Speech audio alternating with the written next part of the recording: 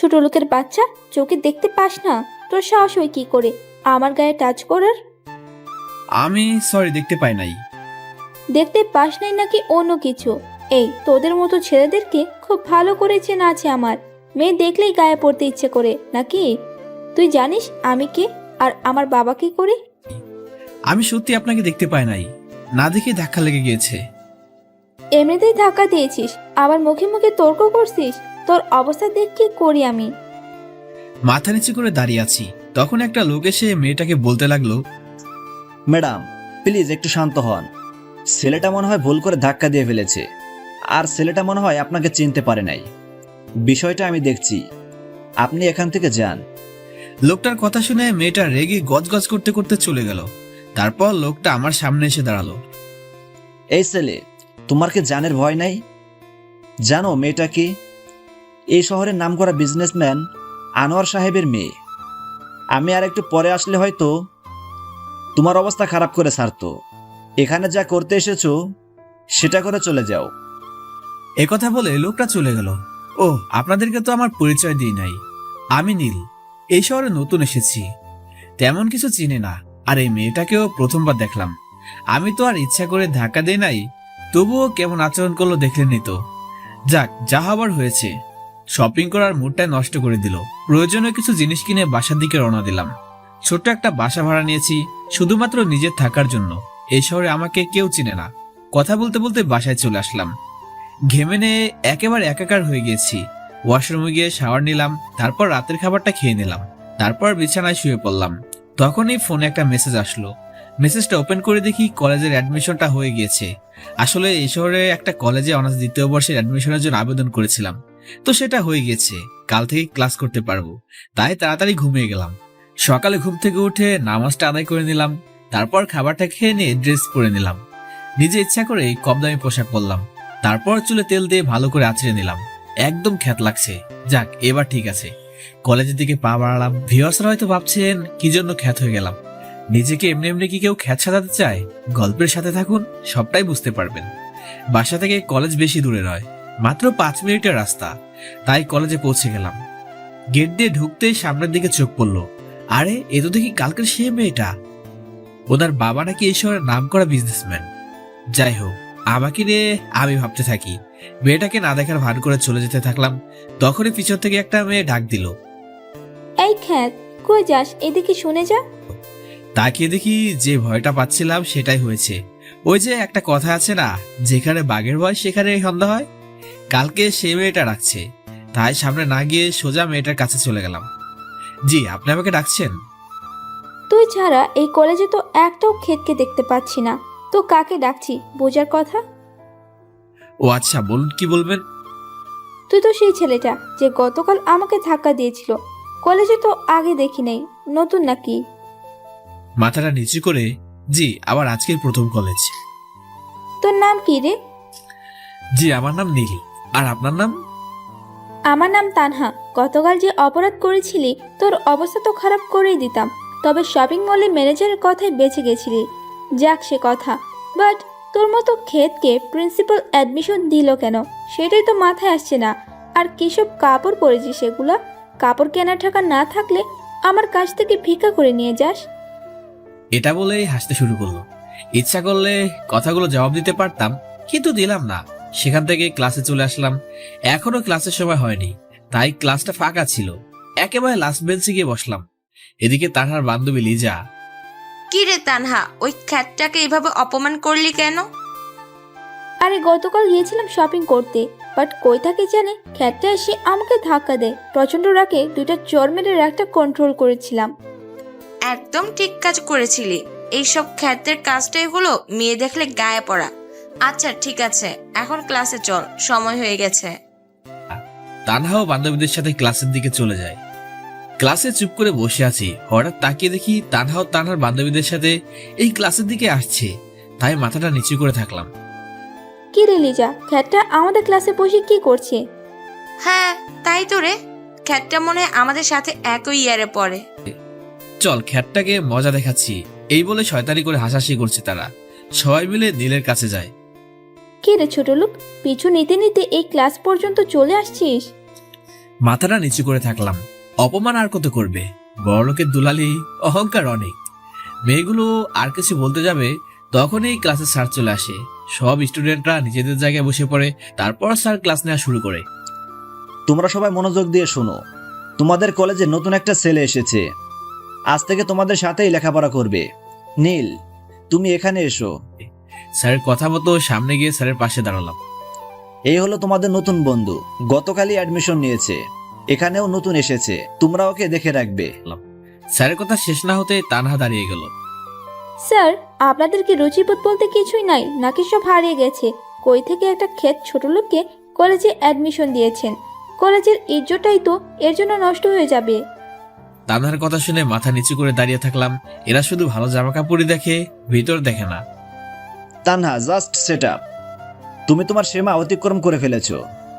ভুলে যেও না, তুমি এখানে শিক্ষা নিতে আসছো, এটা কোনো সিনেমা হল না। Sit down right now. Tanha স্যারের কথায় বসে পড়ে। নীল, তুমি কিছু মনে করো না, নিজের জায়গায় গিয়ে বসে পড়ো।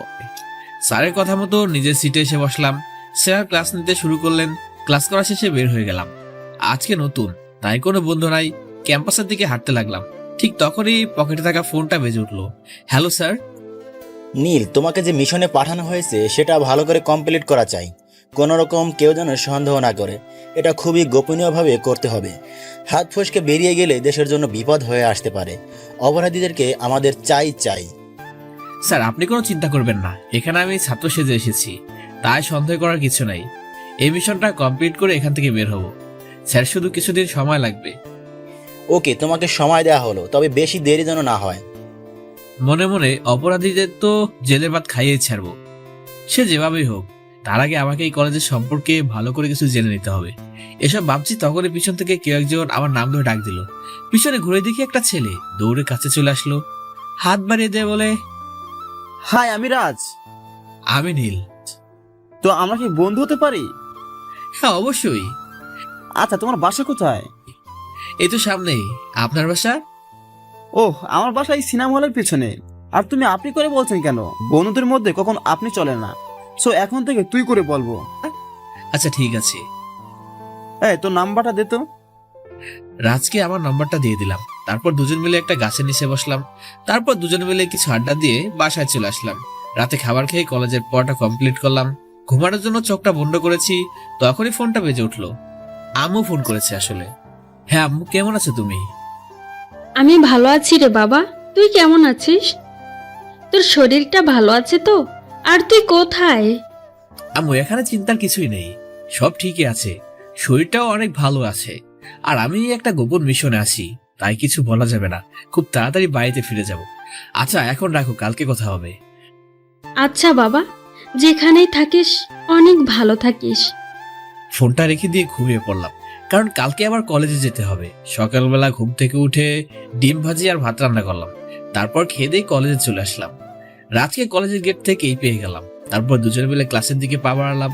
একটা ক্লাস করে বাইরে বের হয়ে আসলাম। তারপর আড্ডা দিতে লাগলাম। এমন সময় তানহা আমাদের সামনে আসলো।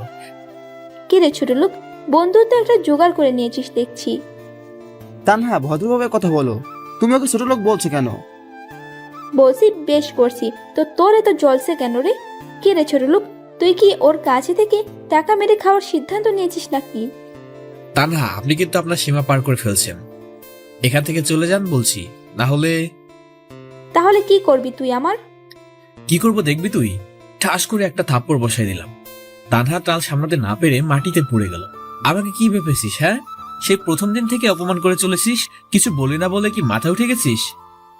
চারপাশে তাকিয়ে দেখি পুরো কলেজের সবাই আমার দিকে অবাক হয়ে তাকিয়ে আছে। আরে ভাই, আমি কি এলিয়েন নাকি? তানহা মাটি থেকে উঠে বলে, তুই কাজটা ঠিক করলি না ছোট লোকের বাচ্চা। তোর অবস্থা দেখ কি করি আমি। তুই সাপের লেজে পা দিয়েছিস। তানহার কথা শুনে মুচকে আসলাম। মনে মনে সাপের লেজকে পা দিয়েছে সেটা পরে জানতে পারবি। রাত চল এখান থেকে। এই বলে রাজকে নিয়ে ক্লাসে চলে আসলাম। নীল, তুই কিন্তু একটা ভুল করে ফেললি। তানহার বাবা এই শহরে এমপি, তার কথা পুরো কলেজ চলে। যেখানে তানার সাথে কেউ কথা বলতে সাহস পায় না, আর তুই তার মেয়ের গায়ে হাত দিয়েছিস, তুই এবার গেলি। আরে অত ভয় পাস না তো। মন দিয়ে ক্লাস কর, কিছুই হবে না। তারপর মন দিয়ে স্যারের লেকচার শুনতে লাগলাম। একটু পরে কলেজ গেটে দিয়ে 3 থেকে 4টা গাড়ি প্রবেশ করলো। গাড়ি থেকে কয়েকজন পুলিশ বের হয়ে আসে। তাদের একজন বলে ওঠে, এই তোদের কলেজে নীল কে রে? একটা ছেলে নীলের ক্লাসটা দেখিয়ে দেয়। তখনই পুলিশ ক্লাসের ভিতরে চলে আসে। এখানে নীল কে? সামনে তাকিয়ে দেখি কয়েকজন পুলিশ। রাজ পাশেই বসা ছিল। পুলিশ দেখে ভয় পেয়ে যায়। তারপর আমি দাঁড়িয়ে যাই। জি, আমি নীল। নামটা বলার সাথে সাথে দুজন পুলিশ এসে 2 পাশ দিয়ে জাপটে ধরে নেয়। কোনোভাবেই ছুটতে পারছি না। আরে আপনারা কি করছেন? শুধু শুধু আমাকে এভাবে নিয়ে যাচ্ছেন কেন? আমার অপরাধটা কি? তোকে শুধু শুধু ধরে নিচ্ছি মনে করেছিস? তুই তো সোজা এমপির মেয়ের গায়ে হাত দিয়েছিস রে ছোট লোক। তোর পোশাক আশাক দেখে তো খ্যাত আর ছোট লোক ছাড়া কিছু মনে হয় না। তবুও টার্গেট একদম এমপির মেয়েকে। চল, তোর জন্য স্বয়ং এমপি নিজে এসেছেন। 2টা পুলিশ নীলকে ধরে নিয়ে কলেজ গেটের সামনে চলে আসে। পুরো কলেজের ছেলে পেলে ঘটনাটি দেখছে। গাড়ির সামনে দেখি তানহা দাঁড়িয়ে আছে, আর সাথে একজন মধ্যবয়স্ক লোকও দাঁড়িয়ে আছে। আমাকে দেখেই লোকটা বলে উঠলো, ওসি সাহেব, এই ছোট লোকটাকে এমন ভাবে শাস্তি দিবেন যাতে কোনো মেয়ের দিকে চোখ তুলে তাকাতে না পারে। তখন বুঝে গেলাম যে লোকটা তানহার বাবা। ওসি স্যার, আপনি আমাকে যা শাস্তি দেন দিন, কিন্তু আমাকে 1 মিনিট বাড়িতে কথা বলতে দিন, নয়তো সবাই চিন্তা করবে আমার জন্য। পুলিশের কি মনে হলো জানি না, কিছুক্ষণ ভেবে তার ফোনটা আমার হাতে দিল। আমিও একটা নাম্বার তুলে ফোন লাগালাম। কিছুক্ষণ কথা বলে ওসির দিকে ফোনটা বাড়িয়ে দিলাম। এই যে ফোনটা দিন আর কথা বলুন। ওসি আমার থেকে ফোনটা হাতে নিয়ে কিছুক্ষণ কথা বললো। তারপর মুখে ভয়ের ছাপ দেখা দিল। স্যার স্যার সরি স্যার, আমি ব্যাপারটা জানতাম না, আর কখনো এমন হবে না স্যার, বলেই ফোনটা কেটে দিলাম। তারপর ওসি এমপিকে ফোন করে বলে, সরি এমপি সাহেব, আমি এই ছেলেকে অ্যারেস্ট করতে পারবো না। এটা আপনি কি করছেন ওসি সাহেব? যে কাজে আসলেন সেটা ঠিকমতো করুন, না হলে এমন জায়গায় ট্রান্সফার করব যে মশা মারতে মারতে দিন শেষ হয়ে যাবে। আরে স্যার, রাখেন আপনার মশা মারা, আপনার মশা আপনিই মারেন। ওসির কথা শেষ হতেই এমপি সাহেবের ফোনটা বেজে ওঠে। পকেট থেকে ফোনটা বের করে রিসিভ করে কানে ধরেন। একটু পরে এমপি সাহেবের মুখ কালো হয়ে যায়। ফোনে কথা বলা শেষ করে তানহার গালে ঠাস করে একটা থাপ্পড় মারে। তানহা, তোর সাহস তো কম না। তুই জানিস তুই কার সাথে পাঙ্গা লড়ছিস? তোকে তো ইচ্ছা করছে আরো কয়েকটা থাপ্পড় লাগিয়ে দিই। নীল বাবা, আমার ভুল হয়ে গেছে। আমি কি তোমাকে কোনোভাবে সাহায্য করতে পারি? না আঙ্কেল, আমাকে সাহায্য করার কোনো প্রয়োজন নেই। তবুও যদি কখনো কোনো সমস্যা ফেস করো তাহলে আমাকে বলো। আচ্ছা, আমি এখন চলে যাচ্ছি। ভালো থাকো বাবা। বলে তিনি চলে গেলেন।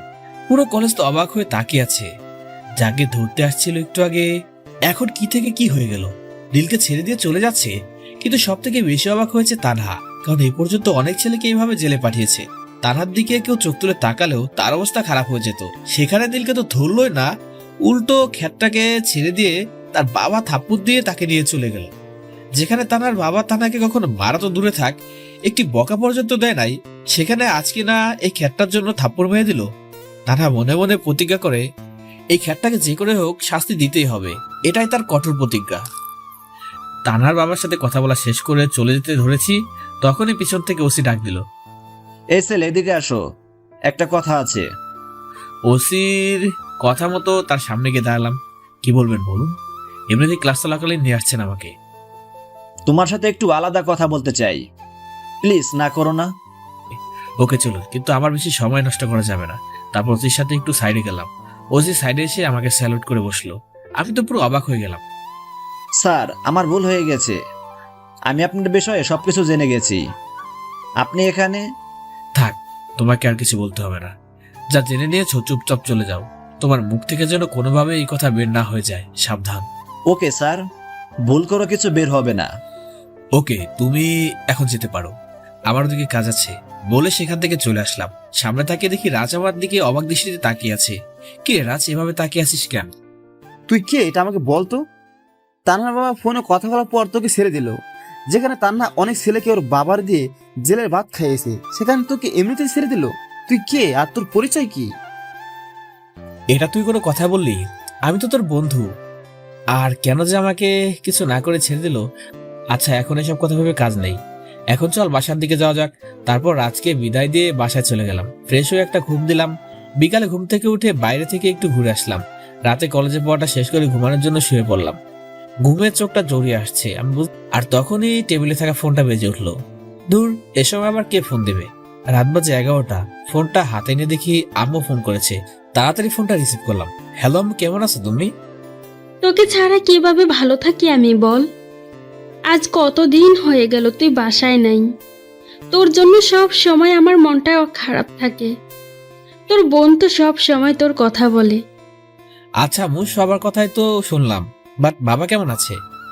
তোর বাবাও তোকে অনেক মিস করছে, কিন্তু সে একটা বিষয়ে অনেক খুশি যে তার ছেলেটা দেশের জন্য কাজ করছে। সাথে আমরাও গর্ব করি তোর জন্য।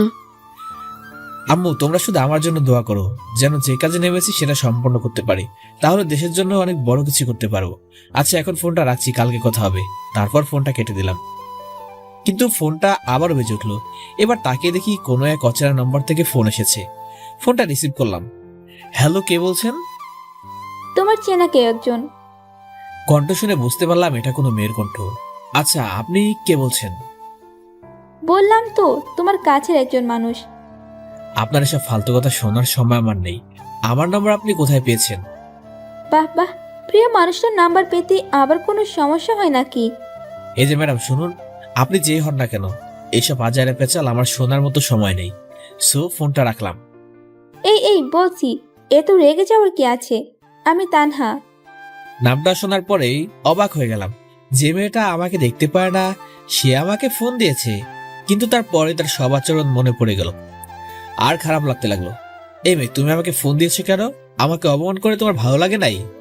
আবার এখন ফোন দিয়ে অপমান করার চিন্তা ভাবছো, তাই তো? বিশ্বাস করো নীল, আমি নিজের অহংকারের কারণে সব কিছু করেছি। মনুষ্যত্ব হারিয়ে ফেলেছিলাম, কিন্তু এখন নিজের ভুলটা বুঝতে পেরেছি। আমাকে প্লিজ তুমি ক্ষমা করে দাও। আমি তোমার উপর রাগ করি নাই, যা হয়ে গেছে সেটা বাদ দাও। তুমি যে তোমার ভুলটা বুঝতে পেরেছো সেটা অনেক, এখন রাখতে পারো। না না, আগে রাখবে না। আগে তোমাকে বলতে হবে যে আমাকে মাফ করে দিয়েছো, না হলে তোমাকে ছাড়ছি না। মনে মনে কি যে বিপদে পড়লাম রে ভাই। মেয়ে তো দেখি আঠার মতো লেগে আছে। ওকে, ঠিক আছে, তোমাকে মাফ করে দিলাম। এখন খুশি তো? খুশি মানে অনেক খুশি। আচ্ছা, আমরা কি ভালো বন্ধু হতে পারি? প্লিজ এটাতে না করো না। আচ্ছা ঠিক আছে, আজ থেকে তুমি আমার ভালো বন্ধু। অনেক ধন্যবাদ তোমাকে। তারপর তানহার সাথে অনেক সময় কথা বললাম। কিছুক্ষণ কথা বলে দুজনে অনেকটা ফ্রি হয়ে গেলাম। আচ্ছা তানহা, এখন রাখছি, কালকে কথা হবে, কারণ কলেজ আছে। এখন না ঘুমালে কালকে উঠতেই পারবো না। ওকে, ঘুমিয়ে পড়ো। বলে ফোনটা কেটে দেয়। চোখ দুটো বন্ধ করার সাথে সাথে ঘুমিয়ে গেছি। একেবারে সকালবেলা উঠলাম, তারপর নামাজ পড়ে নিয়ে চুলায় রান্না বসালাম। একটা ডিম ভাজি করে ভাত রান্না করে খেয়ে নিলাম। তারপর কলেজের দিকে রওনা দিলাম। একটু পর কলেজে পৌঁছে গেলাম। আমাদের আড্ডার জায়গায় রাজ এসে বসে আছে একা একা। তারপর আমিও গিয়ে ওর সাথে সামিল হলাম। কিরে, তোর এতক্ষণ লাগে আসতে? সে কখন থেকে তোর জন্য বসে আছি। আমি ঠিক সময় এসেছি, কিন্তু তুই আজকে অনেক আগে এসেছিস কেন? তাই এত দেরি মনে হচ্ছে? ঘড়ির দিকে তাকিয়ে জিব্বায় একটা কামড় দেয়। সরি রে, ঘড়ির দিকে খেয়াল করি নাই। থাক, তোর খেয়াল করতে হবে না। ক্লাসের সময় হয়ে গেছে, এখন ক্লাসে চল। তারপর দুজন মিলে ক্লাসে চলে গেলাম। একটু পর স্যার এসে ক্লাস নেওয়া শুরু করে। কিছুক্ষণ পর তানহা দৌড়ে ক্লাসরুমে ঢুকে গেল। তানহা, তুমি অনুমতি না নিয়ে ক্লাসে ঢুকলে কেন? সরি স্যার, ভুল হয়ে গেছে। আসলে আজকে একটু দেরি হয়ে গেছে, তাই দৌড়ে চলে আসছি। ওকে, ঠিক আছে, জায়গায় গিয়ে বসো। তানহা গিয়ে নিজের জায়গায় বসলো, কিন্তু লক্ষ্য করলাম যে ও ক্লাসের দিকে কোনো মনোযোগ নেই। বারবার শুধু আমার দিকেই তাকাচ্ছে। পুরো ক্লাস জুড়ে আমার দিকেই তাকিয়ে আছে। ক্লাস শেষ হওয়ার পর বাইরে গিয়ে রাজের সাথে আড্ডায় বসলাম। তখনই তানহা আমাদের সামনে আসলো। হাই নীল, কেমন আছো? হ্যাঁ, অনেক ভালো আছি, তুমি? হ্যাঁ, আমিও অনেক ভালো আছি। সো বসতে পারি? হ্যাঁ অবশ্যই। তাকিয়ে দেখি রাজ আমার দিকে হা করে তাকিয়ে আছে। ও রাজ, তোকে তো বলা হয়নি, তানহা ওর ভুলটা বুঝতে পেরেছে, তাই ওকে বন্ধু করে নিয়েছি। এতে কি তোর কোনো আপত্তি আছে? আমার আর কিসের আপত্তি থাকবে? তোদের দুজনের মধ্যে ঝগড়া চলছিল, কিন্তু তুই যেহেতু নিজেই মিটিয়ে নিয়েছিস সবকিছু, সেটাতে আমার আপত্তি থাকার কথা নয়। ওকে ঠিক আছে। অনেক সময় আড্ডা দিলাম টিচার মিলে। তারপর সবাই নিজেদের বাসায় চলে গেলাম। দুপুরে ঘুম দিলাম একটা। হঠাৎ করে ফোনের আওয়াজে ঘুমটা ভেঙে গেল। ফোনটা রিসিভ করলাম। হ্যালো, কে বলছেন? আমি রিশা। তোমার নিশ্চয় আমার কথা মনে আছে। এটা আবার না মনে থাকার কি আছে? তুমি আমার সেই ছোট্টবেলার বান্ধবী। তোমাকে তো মনে থাকবেই, তাই না? হ্যাঁ, সেটা তো অবশ্যই। সো এখন কি কোনো জব করছো তুমি? হ্যাঁ, আমি একজন সিআইডি অফিসার। আর আমি এটাও জানি যে তুমি কি জন্য এখানে এসেছো। আর কি জন্য এই কলেজটাতে ভর্তি হয়েছো? তুমি যাদের সম্পর্কে পুরোপুরি জানতে চাইছো সেটা আমার কাছে আছে। তুমি চাইলে আমার সাথে দেখা করতে পারো, তারপরই সব বিষয়ে আলোচনা হবে। ওকে, তোমার সাথে আজকে বিকেলে দেখা করব। তাহলে তুমি কোথায় দেখা করতে পারবে? আমরা দুজন জ্যাকসন কফি শপে দেখা করতে পারি, ঠিক বিকেল 4টায়। ওকে ডান, আমি পৌঁছে যাব। তারপর ফোনটা রেখে দিয়ে ফ্রেশ হয়ে নিলাম। হালকা কিছু নাস্তা করে বেরিয়ে পড়লাম রিশার উদ্দেশ্যে। একটু পরে কফি শপে পৌঁছে গেলাম। ভিতরে ঢুকে দেখি রিশা একটা টেবিলে বসে আছে। সরি রিশা, আমার একটু দেরি হয়ে গেল। তুমি কষ্ট করে এত সময় বসে আছো, তোমার এখনো সে আগের মতো আগে চলে আসার অভ্যাসটা যায় নাই। ঠিক বলেছো, আমার এখনো সেই অভ্যাসটা যায় নাই। আর ভালো জিনিস নিশ্চয়ই যত্ন করে রেখে দিতে হয়। হ্যাঁ, সেটা অবশ্য খারাপ বলো নাই। তো বলো, কি খাবে তুমি আজকে? এই, পাগল হয়ে গেছো নাকি তুমি? আজ কতদিন পর তোমার সাথে দেখা হলো। আজকে তুমি শুধু বসে থাকবা আর আমি খাওয়াবো। ওকে ঠিক আছে মিস সিআইডি অফিসার, তুমি তো দেশের জন্য খুব ভালো কাজই করছো। আর আমার খুব ভালো লাগলো যে তোমার সাথে এভাবে কথা বলতে পারছি। এই হইছে, অত পাম দেওয়ার দরকার নেই। তুমি তো কম না, তুমি তো একজন underground commando the army man, সেটাও আবার ওয়ান ম্যান আর্মি কমান্ডো। তুমি তো দেশের জন্য খুব ভালোভাবে লড়াই করতে পারবে। আমাদের কথা বলার মাঝে ওয়েটার এসে 2টা কফি দিয়ে গেল। রিশা, তুমি এর মধ্যে কফি অর্ডার দিয়ে ফেলেছো? তারপর আরো বেশ কয়েকটা আইটেম আসলো। এবার এগুলো খেয়ে নাও। আর হ্যাঁ, তোমাকে যে জন্য আসতে বলেছি একটু ওয়েট করো। রিশা ব্যাগের থেকে একটা সিডি প্লেয়ার বের করে, এই নাও, এর ভিতরে তোমার সবকিছু ইনফরমেশন দেওয়া আছে। আর আমার সন্দেহ যে ওই কলেজের প্রিন্সিপালও এটার সাথে জড়িত। আরে সেটা তো আমি খুঁজে নেব যে কে এই দেশ বিরোধী কাজের সাথে জড়িয়ে আছে। ওদের সব কয়টাকে ধরে এমন অবস্থা করব যে বাকি সন্ত্রাসীরা ভাবতেও ভয় পাবে। তারপর দুজন মিলে খেয়ে নিয়ে বের হয়ে গেলাম। তারপর বাসায় চলে গেলাম। রাতে ল্যাপটপটা অন করে সিডি প্লেয়ার প্লে করলাম। বাহ, রিশা তো দেখছি খুব ভালো কাজ করেছে, সব ইনফরমেশন এখানে নিয়ে আসছে। কিন্তু হঠাৎ করে চোখটা এক জায়গায় আটকে গেল। কলেজের প্রিন্সিপাল সে ওসির সাথে বসে আছে। এটা শুধু একটা ফটো। একটু ভালো করে লক্ষ্য করলাম, বোঝা যাচ্ছে ওসির সাথে প্রিন্সিপাল কিছু একটা বিষয় নিয়ে হেসে হেসে কথা বলছে। আবার রিশাও তো বলছিল যে প্রিন্সিপালকে সন্দেহ করে। তাহলে কি প্রিন্সিপাল ওই কাজের সাথে জড়িত? এসব কথা ভাবছি তখনই ফোনটা বেজে উঠলো। ফোনের শব্দে ধ্যান কাটলো। ফোনের দিকে তাকিয়ে ফোনটা রিসিভ করলাম। Hello sir. কি নীল, তোমার কাজ কত দূর? জি স্যার, সবকিছু ভালোভাবে চলছে। আশা করি খুব তাড়াতাড়ি এই কেসটা সলভ করে ফেলবো। কথা বলা শেষ করে ফোনটা কেটে দিলাম। তারপর ঘুমিয়ে পড়লাম। সকালবেলা কলেজে গিয়ে রাজের সাথে আড্ডা দিতে লাগলাম। আর তখন দেখি 3 থেকে 4 জন ছেলে প্রিন্সিপালের রুমে ঢুকলো। সবগুলোকেই দেখতে গুন্ডাদের মতো। সবাই মাস্ক পরে আছে, যেন মনে হচ্ছে জঙ্গল থেকে উঠে এসেছে। কলেজে আসার পর থেকে ওদেরকে দেখে নাই। তবে কি ওরা প্রিন্সিপালের সাথে মিলে কুকর্ম করছে? মনে প্রচুর পরিমাণ সন্দেহ হতে লাগলো। কি হচ্ছে? দেখা করার দরকার কি? এই রাজ, আমার একটা পার্সোনাল কল আসছে, আমাকে একটু সাইডে যেতে হবে। রাজের কাছ থেকে সরে গিয়ে প্রিন্সিপালের রুমের দরজায় গিয়ে দাঁড়ালাম। তারপর লুকিয়ে ওদের কথাগুলো শুনতে লাগলাম। এই, তোমরা এখন কলেজে আসছো কি জন্য? তোমাদেরকে না আমি বলেছিলাম যে আমি ফোন করব? যদি কেউ এটা দেখে নেয় তাহলে তোমরা সহ আমাকেও জেলের ঘানি টানতে হবে। আরে প্রিন্সিপাল, রাখ তো তোর জেল। আমরা ওসব জেলের ভয় পাই না। তোকে বলেছিলাম ড্রাগগুলো দেশের বাইরে পাঠাতে হবে, সেটা যে করেই হোক। তুই সেগুলো নিয়ে কোথায় রাখছিস তাড়াতাড়ি বল। তোমরা উত্তেজিত হচ্ছে কেন এত? আমি তো টাকার গোলাম। তোমাদের ড্রাগগুলো আমি যথাসময়ে পাঠিয়ে দেব, কারণ আমিও চাই অনেক বড় লোক হতে। এই প্রিন্সিপাল হয়ে কতদিন থাকবো? আমি একেবারে দেশের বাইরে চলে যাব আর জীবনটাকে উপভোগ করব। ঠিক আছে, আমরা এখন চলে যাচ্ছি। ঠিক সময়ে যেন মালগুলো পেয়ে যাই, নাহলে তোকে এমন অবস্থা করব যে তোকে কবরও ভয় পেয়ে দাফন করতে দেবে না। বলে ছেলেগুলো চলে গেল। এদিকে আমার সমস্ত কিছুর ভিডিও করা শেষ। ছেলেগুলো আসতেই লুকিয়ে পড়লাম। তারপর আবার রাজের কাছে চলে গেলাম, কিন্তু আড্ডা দেওয়া আর হলো না। তানহা রাজের সাথে বসে আছে। কিরে, তোর কথা বলতে এত সময় লাগে? সে কখন চলে গেলি? আরে এখন তো আসছি, আর ওয়েট করা লাগবে না। নীল, তুমি কোথায় গিয়েছিলে? আমি এসে দেখলাম রাজ বসে আছে, বাট তুমি নাই। ওকে জিজ্ঞাসা করলে বলল মোবাইলে কথা বলতে গেছে। সো কথা বলতে কি এত সময় লাগে নাকি? দুজন মিলে আমার পিছনে লাগছে। এখন আমার কান্না পাচ্ছে। থাক, আর কান্না করতে হবে না। অনেক ক্ষুধা লাগছে, পেটের মধ্যে ইঁদুর দৌড়াচ্ছে। এখন চল ক্যান্টিনে কিছু খেয়ে আসি।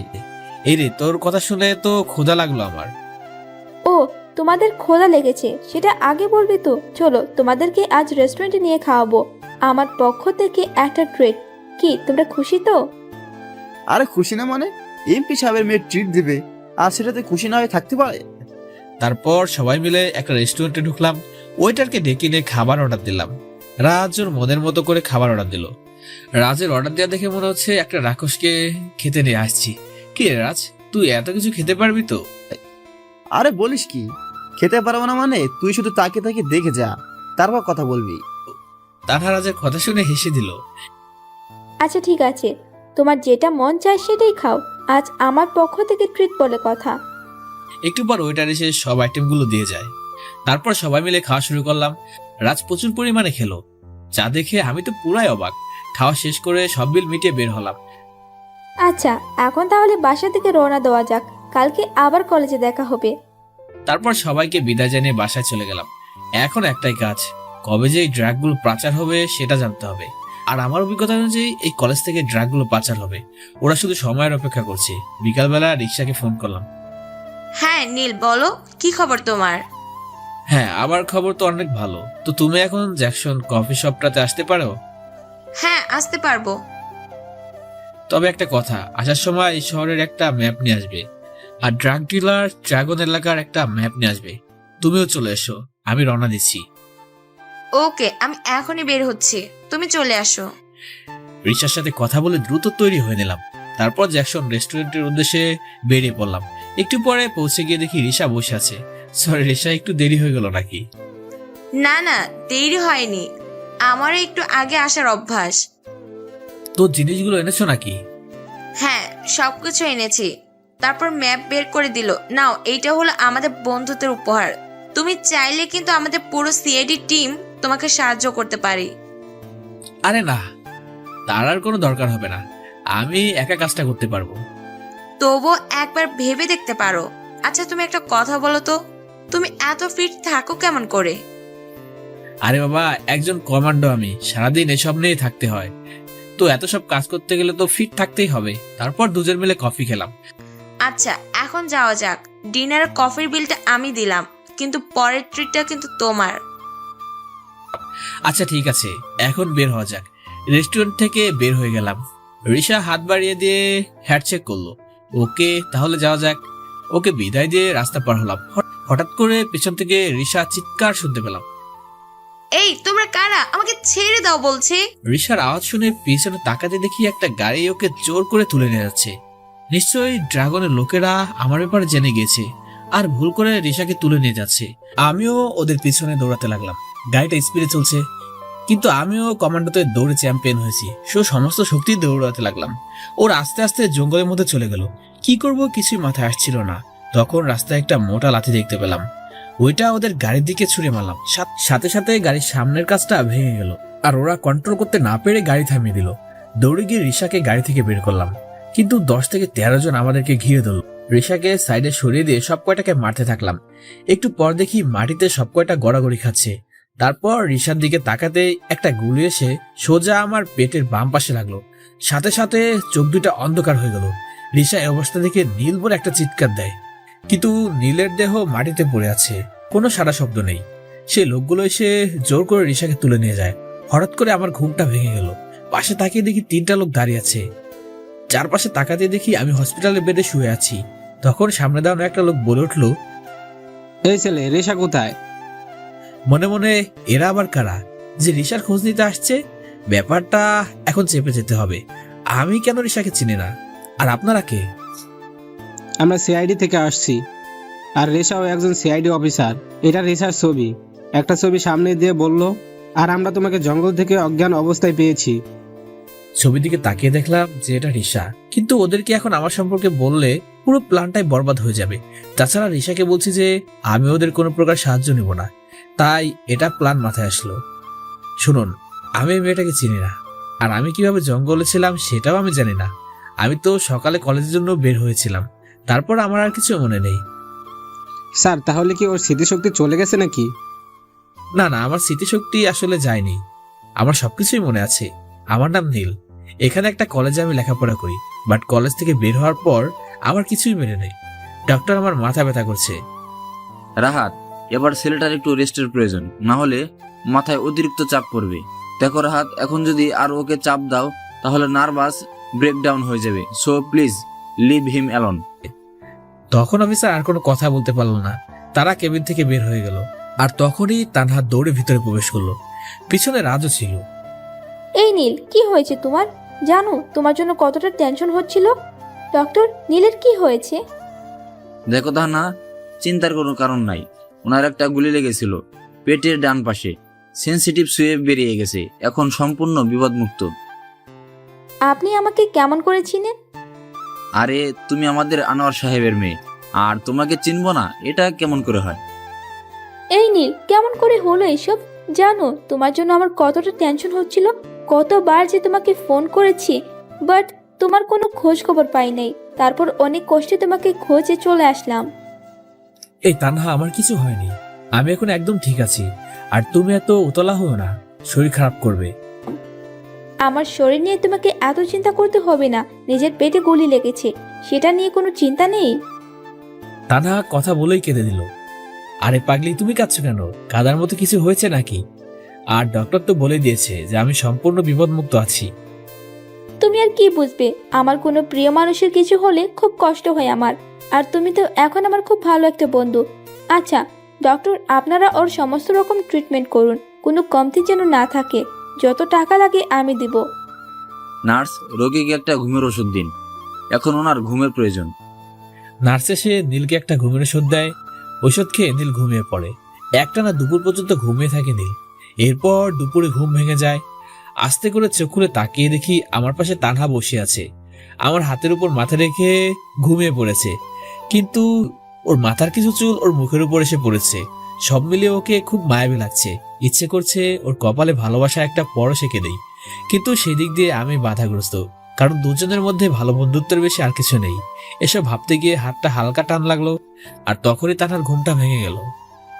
ওহ নীল, তুমি উঠে পড়ছো? এখানে বসে থাকতে থাকতে কখন যে চোখটা লেগে গিয়েছিল বুঝতে পারি নাই। তোমার তো এখন দুপুরে খাবারের সময় হয়ে গেছে। রাজকে খাবার আনতে পাঠিয়েছি, এখনই চলে আসবে। দুজনে কথা বলতে বলতে রাজ খাবার নিয়ে চলে আসলো।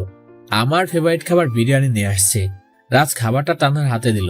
তারপর তানহা খাবারগুলো একটা প্লেটে নিয়ে নিল, তারপর আমার হাতে দিল। নাও, এবার খাবারগুলো খেয়ে নাও, তোমার ওষুধ খেতে হবে। খাবার খাওয়ার জন্য উঠতে গিয়েই পেটে ব্যথা লাগলো। ব্যথায় কুকড়ে উঠলাম। এই তোমার আবার কি হলো? ইস, আমার তো মনেই নেই যে তোমার পেটে গুলি লেগেছে। তুমি উঠে খেতে পারবে না, সত্যি বিষয়টা ভুলে গিয়েছিলাম।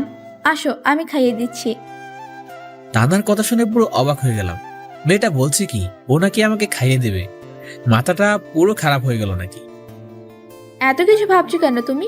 আমার মাথা একটুও খারাপ হয় নাই। তুমি অসুস্থ বলে তোমাকে খাইয়ে দিচ্ছি। এখন চুপচাপ করে খাবারগুলো খেয়ে নাও তো। ওরে বাস রে, তানহা কি কোনো অলৌকিক শক্তি আছে নাকি? আমার মনের কথা কেমনে জেনে গেল? চুপ হয়ে ভদ্র ছেলের মতো খেয়ে দিলাম। তানহা আমাকে অনেক যত্ন করে খাইয়ে দিল। এমন একটা বউ থাকলে তো আরামে জীবনটা পার করে দেওয়া যেত। খাবারটা শেষ করে ওষুধ খেয়ে নিলাম। তারপর রাজ আর তানহার সাথে গল্প করতে লাগলাম। সন্ধ্যার দিকে রাজকে বললাম বাড়ি ফেরার পথে তানহাকে নামিয়ে দিয়ে আয়। না নীল, আমি তোমাকে ছাড়া এক পাও নড়ছি না। রাজ বাসায় চলে যাক, আমি এখানেই তোমার কাছে থাকবো। একেবারে তুমি সুস্থ হলে তারপর বাসায় যাব। আরে তানহা, তোমার বাবা মা তো তোমার জন্য চিন্তা করবে। তাছাড়া তুমি বা আমার জন্য এত চিন্তা করছো কেন? আর তুমি বা কোথায় থাকবে? কে বলেছে আমার বাবা মা চিন্তা করবে? তাদেরকে আমি বলে দিয়েছি যে আমি এখানেই থাকবো, আর বাবাও হ্যাঁ বলে দিয়েছে। তাই রাত চলে যাক। আর তুমি এখন আমার সব থেকে কাছের বন্ধু, তাই তোমাকে ছাড়া যাব না। তোমাকে আমার থাকার জায়গার জন্য চিন্তাও করা লাগবে না। জানি আর কিছু বলে কাজ হবে না, তাই রাজকে বাসায় চলে যেতে বললাম। আর তানহা আমার সাথে থাকলো। এভাবে পুরো 3 দিন কেটে গেল। এই কয়দিনে তানহা আমার সাথে ছায়ার মতো লেগেছিল। ওর প্রতি অনেকটা দুর্বল হয়ে পড়ে আমি। হয়তো ভালোবেসে ফেলেছি ওকে, কিন্তু ওকে কথাটা বললে অনেক কষ্ট পাবে, তাই বলতে পারবো না। এভাবে আরো 2 দিন হসপিটালে থাকলো। তারপর সকালের দিকে আমাকে রিলিজ করা হলো। আচ্ছা রাজ আর তানহা, তোমরা বাসায় চলে যাও। আমি এখন ঠিক হয়ে গিয়েছি, একাই চলে যেতে পারবো। নীল, তোমার কি মাথা খারাপ হয়ে গেছে নাকি? তুমি এখনো সুস্থ হও নাও। তোমাকে একা কিভাবে ছেড়ে দেই? হ্যাঁ, তা না তো ঠিকই বলছে। তুই এখনো সুস্থ হোস নাই। এখন তুই আমার সাথে আমার বাসায় গিয়ে থাকবি। মনে মনে, আরে এরা তো জানে না যে আমি একজন কমান্ডো, আর এসব কতগুলি আমাকে হজম করতে হয়েছে সেটা আল্লাহ জানে। এই একটা গুলি আমাকে আর কিভাবে কাবু করবে? আরে তানহা, এই দেখো আমি একদম সুস্থ। বলে বেড থেকে নেমে হাঁটাহাঁটি করলাম। আমাকে দেখে তানহা আর রাজ দুজনে অবাক হয়ে গেছে। কি, এবার তোমাদের বিশ্বাস হয়েছে তো? ওই আমি বিশ্বাস করতে পারছি না, এটা কি করে সম্ভব? গুলি খাওয়া 3-4 দিন পরেও কেউ এভাবে হাঁটতে পারে? একভাবে নীলের দিকে তাকিয়ে আছে। তানহা হা করে তাকিয়ে দেখছে। দেখবে না আমি কাদের বন্ধু? তোমরা সাথে থাকলে আমার কিছুই হবে না। আচ্ছা চলো এখন বাসায় যাওয়া যাক। হসপিটাল থেকে বের হয়ে সোজা বাসায় চলে গেলাম। হঠাৎ রিশার কথা মনে পড়ে গেল। ওকে তো এতক্ষণে নিশ্চয়ই ছেড়ে দিয়েছে, কারণ ভুল করে আমার জায়গায় ওকে ধরে নিয়েছে। সো ওর কাছে সিআইডির ব্যাচ আছে, সেটা দেখে তো এতক্ষণ ছেড়ে দেওয়ার কথা, কারণ রিশাকে নিয়ে ওদের কোনো কাজ নেই। বাড়িতে এসে বিছানায় শুয়ে পড়লাম। কালকে থেকে আবার কলেজে যাওয়া শুরু করতে হবে। আমি একটু আগে বাসায় এসেছি, তোমার কোনো চিন্তা করতে হবে না আমাকে নিয়ে। তুমি নিশ্চিন্তে থাকো। নিশ্চিন্তে কিভাবে থাকবো বলো? তোমার জন্য তো অনেক চিন্তা হচ্ছে আমার। তুমি সুস্থ আছো, তবুও তোমার অসুস্থতার জন্য চিন্তা হচ্ছে, যদি আবার অসুস্থ হয়ে পড়ো। আরে না, আমার কি হবে? তুমি কোনো চিন্তা করো না। আচ্ছা এখন রাখি, আমি বিশ্রাম নেব। আচ্ছা ঠিক আছে, তুমি কি কাল কলেজে আসতে পারবে? হ্যাঁ, কলেজে আসতে পারবো, কোনো সমস্যা হবে না। তারপর ফোনটা কেটে দিয়ে বিছানায় শরীরটা এলিয়ে দিলাম। অন্যদিকে সিআইডি টিমের মাথা খারাপ হয়ে যাচ্ছে। রিশার কোনো খোঁজ পাওয়া যাচ্ছে না। সিআইডি অফিসাররা তাদের অফিসে আসতেই দেখলো এসিপি স্যার বসে আছে। কি ব্যাপার, তোমরা কি রিশার কোনো খোঁজ পেয়েছো? নো স্যার, এখনও খোঁজ পাওয়া যায় নাই। যে ছেলেটাকে আমরা জঙ্গল থেকে পেয়েছি সেখানে রিশার ব্যাগ আর মোবাইলটা পাওয়া গেছে, কিন্তু রিশাকে নয়। ওই ছেলেটাকে কিছু জিজ্ঞাসা করো নাই? কিছু জানতে পারলে ওর কাছ থেকে? নো স্যার, ছেলেটা বলেছে ওর সেই দিনের কথা কিছুই মনে নেই, বাট বাকি সব কিছু মনে আছে। শুধু সেই দিনকার ঘটনাটা মনে করতে পারছে না। আর ওর কাছে রিশার ছবিটাও দেখিয়েছি, বলল যে এই প্রথম নাকি রিশাকে দেখলো। হ্যাঁ রাহাত, এর মধ্যে বড় কোনো রহস্য লুকিয়ে আছে। শুধুমাত্র সেই দিনের কথা মনে আছে, এটা কিভাবে হতে পারে? আচ্ছা বাদ দাও এটা। এখন তোমরা খোঁজ করো যে রিশার মোবাইল লোকেশন সকাল থেকে রাত পর্যন্ত কোথায় কোথায় ছিল, তাহলে আমরা কিছু জানতে পারবো। রাইট স্যার, এখনই খোঁজ নিচ্ছি। এদিকে নীল রাতের বেলা ছাদে উঠে ব্যায়াম করা শুরু করে। এই 7 দিনে আজকে আবার ব্যায়াম করা শুরু করলো। প্রত্যেকদিন নীল প্রায় অধিকাংশ সময় ব্যায়াম করে কাটিয়ে দেয়, কারণ একজন কমান্ডোর বডি ফিট রাখার জন্য প্রচুর পরিমাণে ব্যায়াম করতে হয়। প্রায় 30 মিনিট ধরে ব্যায়াম করার পর হঠাৎ ফোনটা কান্না করা শুরু করে দিল। ফোনের দিকে তাকিয়ে দেখে তার আম্মু ফোন করেছে। তারপর রিসিভ করে কানে নেয়, আর তখনই ওপাশ থেকে ঝড় উঠে যায়। নীল বুঝে নেয় এটা তার ছোট বোন যারা। কুত্তা, বাদর, হনুমান, পচা টমেটো, পচা আলু, হাতি, শিয়াল, তোকে তো আমি মেরেই ফেলবো হারামজাদা। এই মেরেছে পেত্তিটা তো দেখছি সেইভাবে খেপে আছে। সাবধানে কথা বলতে হবে, নাহলে কপালে আজ কি আছে। কিরে, কি হয়েছে, এত চিল্লাস কেন? ওই হারামি, তুই কি জীবনেও ভালো হবি না? না প্রত্যেক সময় কোনো না কোনো কাজে বাড়ি থেকে কোথায় চলে যাস, আর ফিরে আসার নামগন্ধ নাই। আমার বাসায় সারাদিন একা একা ভালো লাগে না। এই তো পেতনি, এত রাগিস কেন? তুই তো জানিস যে আমার কাজ হলো দেশ রক্ষা করা। যখন তখন বেরিয়ে পড়তে হবে, আর কয়েকদিনের মধ্যে বাড়ি ফিরে যাব। একটু একা থাকা যায় কয়েকদিন। তুই এবার বাড়িতে ফিরে আয়, বাবার সাথে কথা বলে তোর বিয়ে ঠিক করতেছি। তারপর বিয়ে করে যেখানে খুশি সেখানে চলে যাবি, আমার কোনো সমস্যা থাকবে না। আচ্ছা একটা জিনিস বুঝলাম না, বিয়ে করবো আমি, কিন্তু এতে তোর লাভটা কোথায়? আর বিয়ের পর যেখানে খুশি সেখানে যাব, তাহলে তো তুই আবার বাড়িতে একা একা পেতনির মতো কান্না করবি। সেটা মোটেও না হাদারাম। তুই বিয়ে করলে পরে আমি একটা মিষ্টি ভাবি পাবো, আমার তখন গল্প করার মানুষও হয়ে যাবে। তখন আর তোকে লাগবে না, তোর যেখানে ইচ্ছা চলে যাবি। ওরে ফাজিল, তাহলে তোর আসল মতলব এটাই? আমার ঘাড়ে বিয়ে নামক একটা বোঝা চাপিয়ে দিয়ে তুই মজা করবি? তোর মতলব তাহলে এটা ছিল? দাঁড়া, শুধু একবার বাসায় আসতে দে, তোর বিয়ের ব্যবস্থা করতেছি আগে। আচ্ছা এসব বাদ, কেমন আছিস তাই বল। ভাইয়া, তোকে ছাড়া খুব একা ফিল করি আমি। বাসায় আম্মু আমাকে সময় দেয়, কিন্তু সব সময় তো সংসারের কাজে ব্যস্ত থাকে, আর আব্বু তো সারাদিন অফিসে থাকে। আমি বাসার ভিতরে খুব বোরিং ফিল করি। তুই থাকলে কত মজা করি দুজন মিলে, কিন্তু এমন একটা কাজ করিস যেখানে আমাদেরকে সময় দিতে পারিস না। ভাইয়া রে, তোকে খুব মিস করতেছি, তুই তাড়াতাড়ি চলে আয়। এই যারা, এত মন খারাপ করিস না, আমি খুব তাড়াতাড়ি বাসায় চলে আসবো। আচ্ছা বাবা মা সবাই ভালো আছে তো? হ্যাঁ, সবাই ভালো আছে। আচ্ছা এখন রাখি, আবার পরে কথা হবে, আমার অনেক কাজ করতে হবে। তারপর ফোনটা কেটে দিয়ে আবারও ব্যায়াম করা শুরু করে দিলাম। ব্যায়াম করা শেষ করে নিজের রুমে গিয়ে ফ্রেশ হয়ে নেয়। তারপর রুমে আসতেই দরজা কেউ নক করে। নীল গিয়ে দরজাটা খুলে দেয়, দেখে পাশের বাসার আন্টি আসছে তার জন্য কিছু খাবার নিয়ে।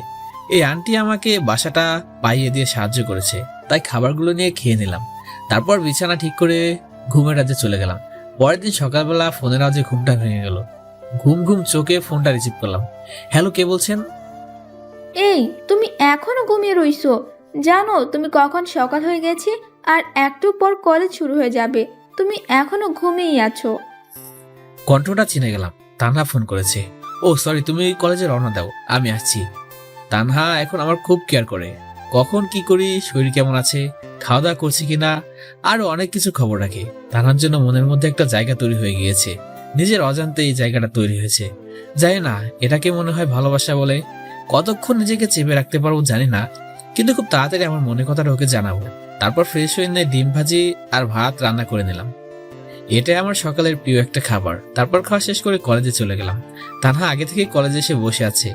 আমি আসতে গিয়ে তানহার পাশে বললাম, তোমার আসতে এত সময় লাগে? সেই কখন থেকে আসছি আমি কলেজে, আর তুমি এখন আসলে। সরি, আমার একটু দেরি হয়ে গিয়েছে। আসলে আজ কেমন যে কি হয়েছিল, ঘুম থেকে উঠছি দেরিতে, তাও তোমার ফোন পাওয়ার পর ঘুমটা ভাঙছে। না হলে তো আজ কলেজে আসতে পারতাম না। আচ্ছা, রাজকে তো দেখতে পাচ্ছি না, রাজকে এখন আসে নাই নাকি? যাক, রাজ বেচারা অনেকদিন বাঁচবে, তুমি বলার সাথে সাথেই হাজির। তাহার কথা শুনে পিছনে তাকালাম, দেখি রাজ কলেজ গেট দিয়ে ঢুকতেছে। একটু পর রাজ আমাদের সাথে এসে আড্ডায় বসলো। এই যে নবাব, আপনি তো এসে বসে পড়লেন, এদিকে ক্লাসের সময় হয়ে গিয়েছে, সেটা কি মাথায় আছে? নীলের কথা শুনে ঘড়ি দিকে তাকাই। ওহ সরি রে দোস্ত, আমি ঘড়ি দিকে খেয়ালই করি নাই।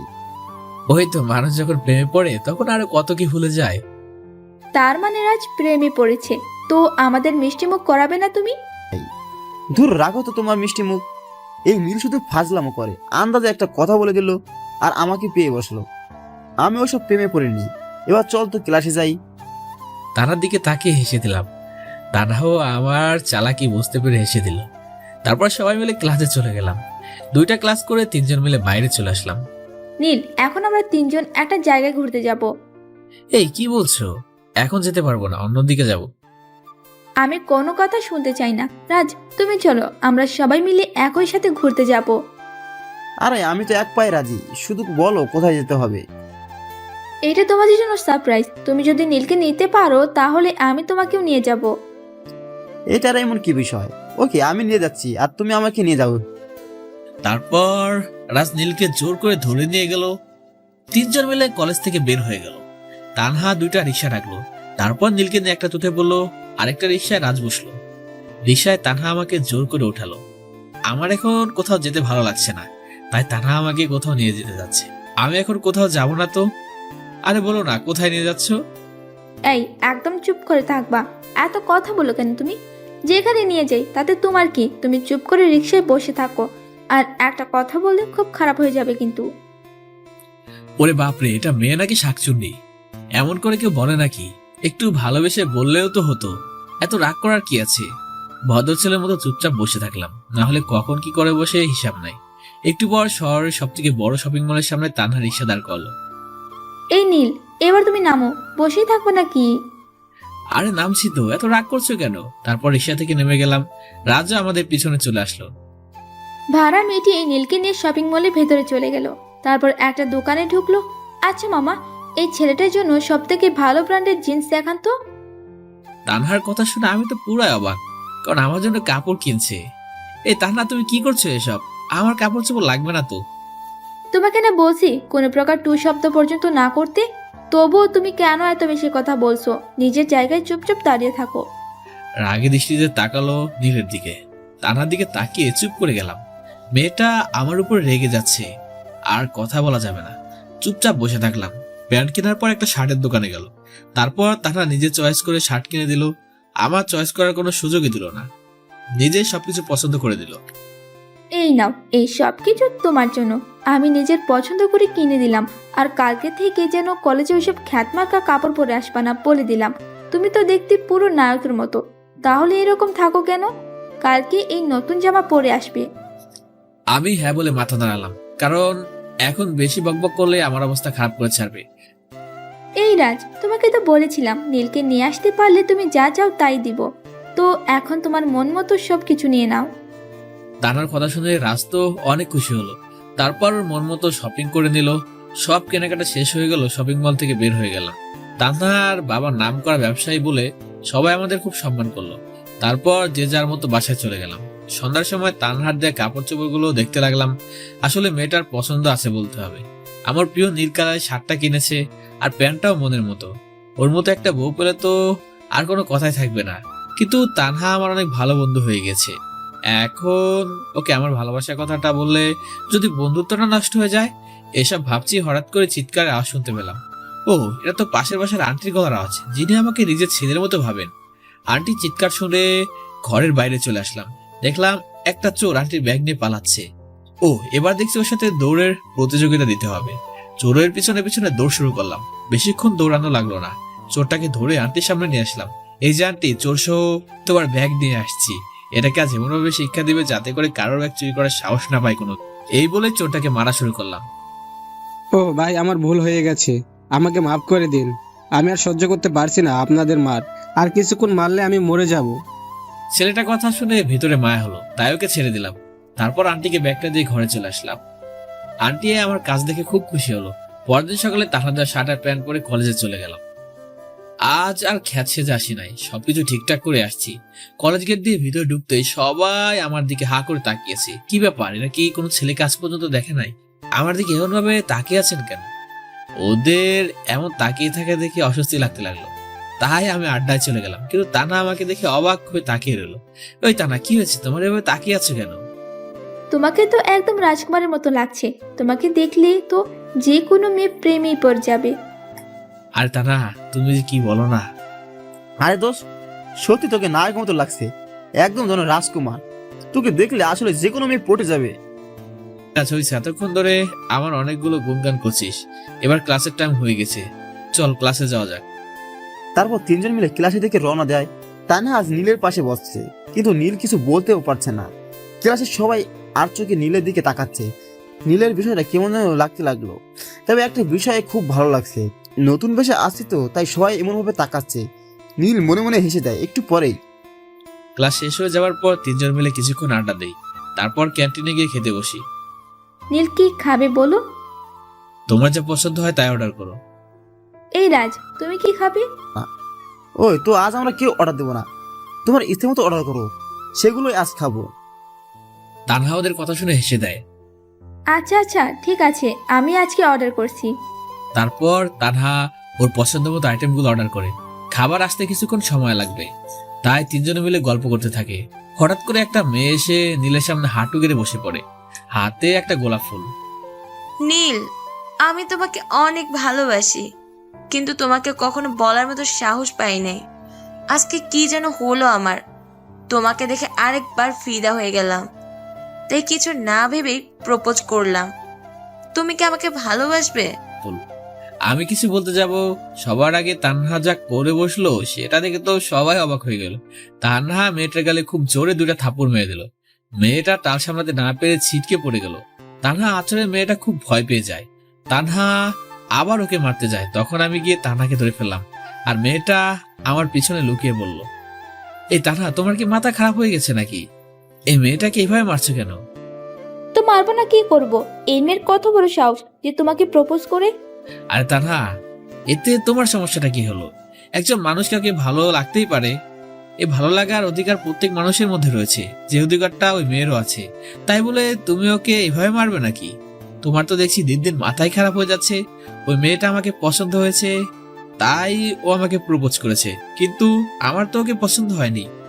এই কথাটা বলার আগেই তো তুমি ওকে ইচ্ছা মতো মারলে। এখন দেখো মেয়েটা ভয় পেয়ে আমার পিছনে লুকিয়ে আছে। একদম চুপচাপ করে আছে, কোনো কথা বলছে না। সে মনে হয় একটু বেশি করে ফেলছে। মেয়েটাকে ইশারা দিয়ে চলে যেতে বললাম। এই তানহা, মেয়েটা তো এবার চলে গেছে, টেবিলে বসো, খাবার খাবে এখন। তানহা নীলের কথায় কোনো উত্তর না দিয়ে মাথা নিচে করে ক্যান্টিন থেকে দৌড়ে বের হয়ে যায়। এই তানহা, হঠাৎ করে কোথায় চলে যাচ্ছে তুমি? কিন্তু তানহা কোনো কথা শুনে না। এরে তানাকে মনে হয় একটু বেশি বলা হয়ে গেছে।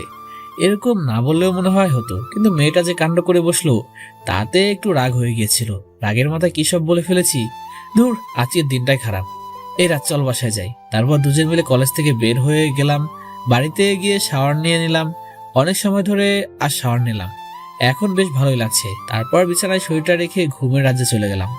বিকালবেলা ঘুম থেকে উঠে ক্ষুধা লেগে গেল। ঘরে দেখলাম কোনো খাবার নাই। এদিকে ক্ষুধাটা অনেক লেগেছে। পকেটে হাত দিয়ে দেখলাম অল্প কিছু টাকা আছে। তাই বাসার পাশের চায়ের দোকানে চলে গেলাম। চাচাকে বলে একটা চায়ের অর্ডার দিলাম। দোকান থেকে একটা পাউরুটি আর কলা নিয়ে খেতে লাগলাম। একটু পরে দেখলাম এই রাস্তা দিয়ে তানহা ওর কয়টা বান্ধবী এদিকে আসছে। এটা দেখে নিজেকে লুকাতে গেলাম, কিন্তু তার আগেই তানহা আমাকে দেখে ফেললো। তারপর ওর বান্ধবীদের সাথে কথা বলতে লাগলো। আচ্ছা শুন, আমার একটু কাজ পড়ে গেছে, তোরা চলে যা এখন। তোদের সাথে আমি পরে কথা বলছি। তানহার বান্ধবীরা চলে যাওয়ার পর তানহা আমার কাছে চলে আসলো। আমি দোকান থেকে বের হয়ে ওর সামনে গিয়ে দাঁড়ালাম। কি নীল, তুমি এখানে এই চায়ের দোকানে কি করছো? আর এখন এই কলা পাউরুটি খাচ্ছ কেন? দুপুরে ভাত খাইছো তুমি? আসলে হয়েছে কি, দুপুরে ঘুমিয়ে গেছিলাম। তারপর বিকালে ঘুম থেকে উঠে দেখি ঘরে কোনো খাবার নেই। পকেটে সামান্য কিছু টাকা ছিল, সেজন্য হালকা কিছু খেয়ে নিচ্ছি। তোমাকে আমি বলছি যে আমরা খুব ভালো বন্ধু। এখন তোমার ভালো মন্দ এখন থেকে আমি দেখবো। আচ্ছা এখন আমার সাথে চলো। আমি আবার এখন কোথায় যাব? তুমি তোমার মুখটা একটু বন্ধ রাখো তো। সব সময় আমাকে প্রশ্ন করো। আমি তোমাকে যেখানে নিয়ে যাব তুমি সেইখানেই যাবে। আর বেশি কথা বললে তোমাকে যে আমি কি করব সেটা নিজেও জানি না। কি ডেঞ্জারাস মেয়ে রে বাবা! কথায় কথায় শুধু ধমক দেয় আর শুধু ভয় দেখায়। আর কথা না বলে চুপ করে থাকলাম, কারণ বেশি কথা বললে এই রাগী মেয়েটা কি থেকে কি করে বসবে সেটা নিজেও জানে না। তা না একটা রিক্সা রাখলো, তারপর দুজন মিলে সেটাতে উঠে গেলাম। এই যে মামা, বিগ হাউস রেস্টুরেন্টে চলুন তো। তানহার কথা শুনে চোখ দুটা কপাল উঠে গেল, কারণ এই রেস্টুরেন্টে শুধুমাত্র বড় লোকের খাওয়া দাওয়া করে। তানহাকে কিছু জিজ্ঞাসা করতে যাব, কিন্তু তানহা তো আমাকে চুপ করে থাকতে বলেছে, তাই চুপ করে থাকলাম। একটু পর আমাদের গন্তব্যস্থানে পৌঁছে গেলাম। দুজন মিলে রিক্সা থেকে নেমে পড়লাম। তারপর তানহা রিক্সা ভাড়া মিটিয়ে আমাকে নিয়ে রেস্টুরেন্টের ভিতরে চলে গেল। ভিতরে গিয়ে তো আরো অবাক, ভিতরটা যেন রাজপ্রাসাদ। আর তানহা, তুমি আমাকে এত বড় একটা জায়গায় নিয়ে আসলে, তোমার তো অনেক টাকা খরচ হবে। এই তোমাকে না বলছি চুপচাপ করে আমার সাথে আসো। এত বেশি কথা বলো কেন তুমি? হ্যাঁ, আর টাকা খরচ হলে আমার হবে, তাতে তোমার কি? এখন এই টেবিলে বসো তো, আর কি খাবে তাই বলো। আর আমি কিছুই খাবো না, শুধু শুধু এরকম করছো তুমি। তোমাকে এই শেষবারের মতো করে বলছি, তুমি কিছু খাবে কি না? এই রে, এত রেগে যাচ্ছে কেন? আচ্ছা, তোমার যা পছন্দ হয় তুমি তাই অর্ডার করো। তারপর তানহা ওর নিজের মতো করে অর্ডার করলো। একটু পরে খাবারগুলো চলে আসলো। এমনিতে অনেক ক্ষুধা লাগছিল, তারপর এত ভালো খাবার দেখে পেটের ক্ষুধাটা আরো বেড়ে গেল। খাবারগুলো খুব মজা করে খেতে লাগলাম। হঠাৎ করে তানহার দিকে চোখ পড়লো। আমার দিকে সে এক দৃষ্টিতে তাকিয়ে আছে। এই তানহা, তোমার আবার কি হলো? এইভাবে আমার দিকে তাকিয়ে আছো কেন? আরে না, কিছু না, এমনিতেই তাকিয়েছিলাম। আচ্ছা তুমি আগে খাওয়া শেষ করো, তারপর আমার সাথে কথা বলো। সব খাবার শেষ করে ফেললাম। তানহা রেস্টুরেন্টে বিল মিটিয়ে দিল। তারপর আমাকে নিয়ে বের হয়ে হাঁটতে লাগলো। কিন্তু অবাক হলাম, এটা তো আমাদের বাড়ি ফেরার রাস্তা নয়। তাহলে কোথায় নিয়ে যাচ্ছে? এই তানহা, এটা তো আমাদের বাড়ি ফেরার রাস্তা নয়। তাহলে আমাকে কোথায় নিয়ে যাচ্ছ? হ্যাঁ ঠিক বলছো, এটা আমাদের বাড়িতে ফেরার রাস্তা নয়। এই রাস্তাটা একটা পার্কে চলে গেছে, আর ওইখানে একটা লেক আছে। ছোটবেলা থেকে খুশির সময়গুলো ওইখানেই কাটিয়েছি, তাই আজকে তোমাকে সেখানে নিয়ে যাচ্ছি। এটা আমাদের বাড়িতে ফেরার রাস্তা নয়। এই রাস্তাটা একটা পার্কে চলে গেছে, আর ওইখানে একটা লেক আছে। ছোটবেলা থেকে খুশির সময়গুলো ওইখানেই কাটিয়েছি, তাই আজকে তোমাকে সেখানে নিয়ে যাচ্ছি। তার কথা শুনে আর না করতে পারলাম না, ওর সাথে রাস্তা দিয়ে হাঁটতে লাগলাম। একটু পর দুজন মিলে পার্কে পৌঁছে গেলাম। পরিবেশটা দেখে আমার মনটা খুশি হয়ে গেল, কারণ এটা খুব সুন্দর একটা জায়গা। আর এই লেকটার জন্য আরো সুন্দর দেখা যাচ্ছে। তানহা আমাকে নিয়ে একটা বেঞ্চে বসলো আর গল্প করতে থাকলো। আমরা অনেক ক্লোজ হয়ে বসে গল্প করতে থাকলাম। তানহাকে দেখতে খুবই সুন্দর লাগছে। ওকে দেখে ক্রাশ খেয়ে গেলাম আবার। এখনই সঠিক সময় তানহাকে প্রপোজ করার, কিন্তু ফুল তো নাই। পকেটে হাত দিয়ে দেখি একটা কলম আছে। কলমটা বের করে তানার সামনে হাঁটু গেড়ে বসে পড়লাম। তারা, আমি তোমাকে খুব ভালোবাসি। আগে তোমার আচরণের কারণে তোমাকে ঘৃণা করতাম, কিন্তু এখন তোমাকে ছাড়া যেন জীবনটা আর চলছে না। সবসময় তোমার কথা মনে পড়ে। তোমার ছোট ছোট শাসন আমার কাছে খুবই ভালো লাগে। প্লিজ আমাকে ফিরিয়ে দিও না। আরে তুমি কি করছো নীল? আমিও যে তোমাকে অনেক ভালোবাসি, আর এই দিনটার জন্যই তো অপেক্ষা করছিলাম। আসল কথা বলতে কি জানো, মেয়েরা তাদের মনের কথা কখনো বলতে পারে না, তাই তো ছেলেদের প্রপোজ করতে হয়। আর আমিও এই দিনটার জন্য অপেক্ষা করছিলাম যে কবে তুমি আমাকে প্রপোজ করবে। আর গাধা, এইভাবে কলম দিয়ে কেউ কাউকে প্রপোজ করে নাকি? এটা তো জীবনে প্রথম দেখলাম। এতে আমি কি করতে পারি? আশেপাশে তাকিয়ে কোনো ফুল দেখতে পেলাম না, তাই তো উপায় না পেয়ে এই কলম দিয়ে প্রপোজ করলাম। হ্যাঁ, তোমার এইরকম বোকামি আর মিষ্টি কথাগুলোই আমার খুব ভালো লাগে, কিন্তু এখানে এভাবে প্রপোজ করলে তো হবে না। এ বাবা, তাহলে কিভাবে প্রপোজ করব? এখন উঠে দাঁড়াও তো, কালকে কলেজে গিয়ে গোলাপ ফুল দিয়ে সবার সামনে আমাকে প্রপোজ করবে। আমি চাই না যে আমাদের ভালোবাসার কথা শুধু আমরাই জানবো, পুরো কলেজ ক্যাম্পাস কালকে দেখবে যে আমরা দুজন দুজনকে ভালোবাসি। এটা আমি লুকিয়ে রাখতে চাই না। তুমি কালকে আমাদের ভালোবাসার কথা সবার সামনে বলবে। আরে তানহা, এটা আবার কোনো বিষয় হলো নাকি? আমি তোমার জন্য সবকিছুই করতে রাজি আছি। হ্যাঁ, কালকে পুরো কলেজের সামনে তোমাকে প্রপোজ করব। তুমি সঠিক সময় কলেজে চলে এসো, দুজনেই আমরা খুব খুশি। তারপর আরো কিছু সময় পার্কে কাটিয়ে বসে চলে আসলাম। মনের ভিতর আলাদা একটা অনুভূতি হচ্ছে। যাক, শেষ পর্যন্ত প্রিয় মানুষটিকে তাপন করতে পারলাম। আমার আর কিছুই চাই না। কোনো মতে রাতটা পার করে দিয়ে সকালবেলায় কলেজে চলে গেলাম। একটা দোকান থেকে গোলাপ ফুলের গোড়া নিয়ে নিলাম। তারপর কলেজে প্রবেশ করলাম। তখনই আমার সামনে তানহা চলে আসলো। আজকে তানহাকে দেখতে অনেক বেশি সুন্দর লাগছে।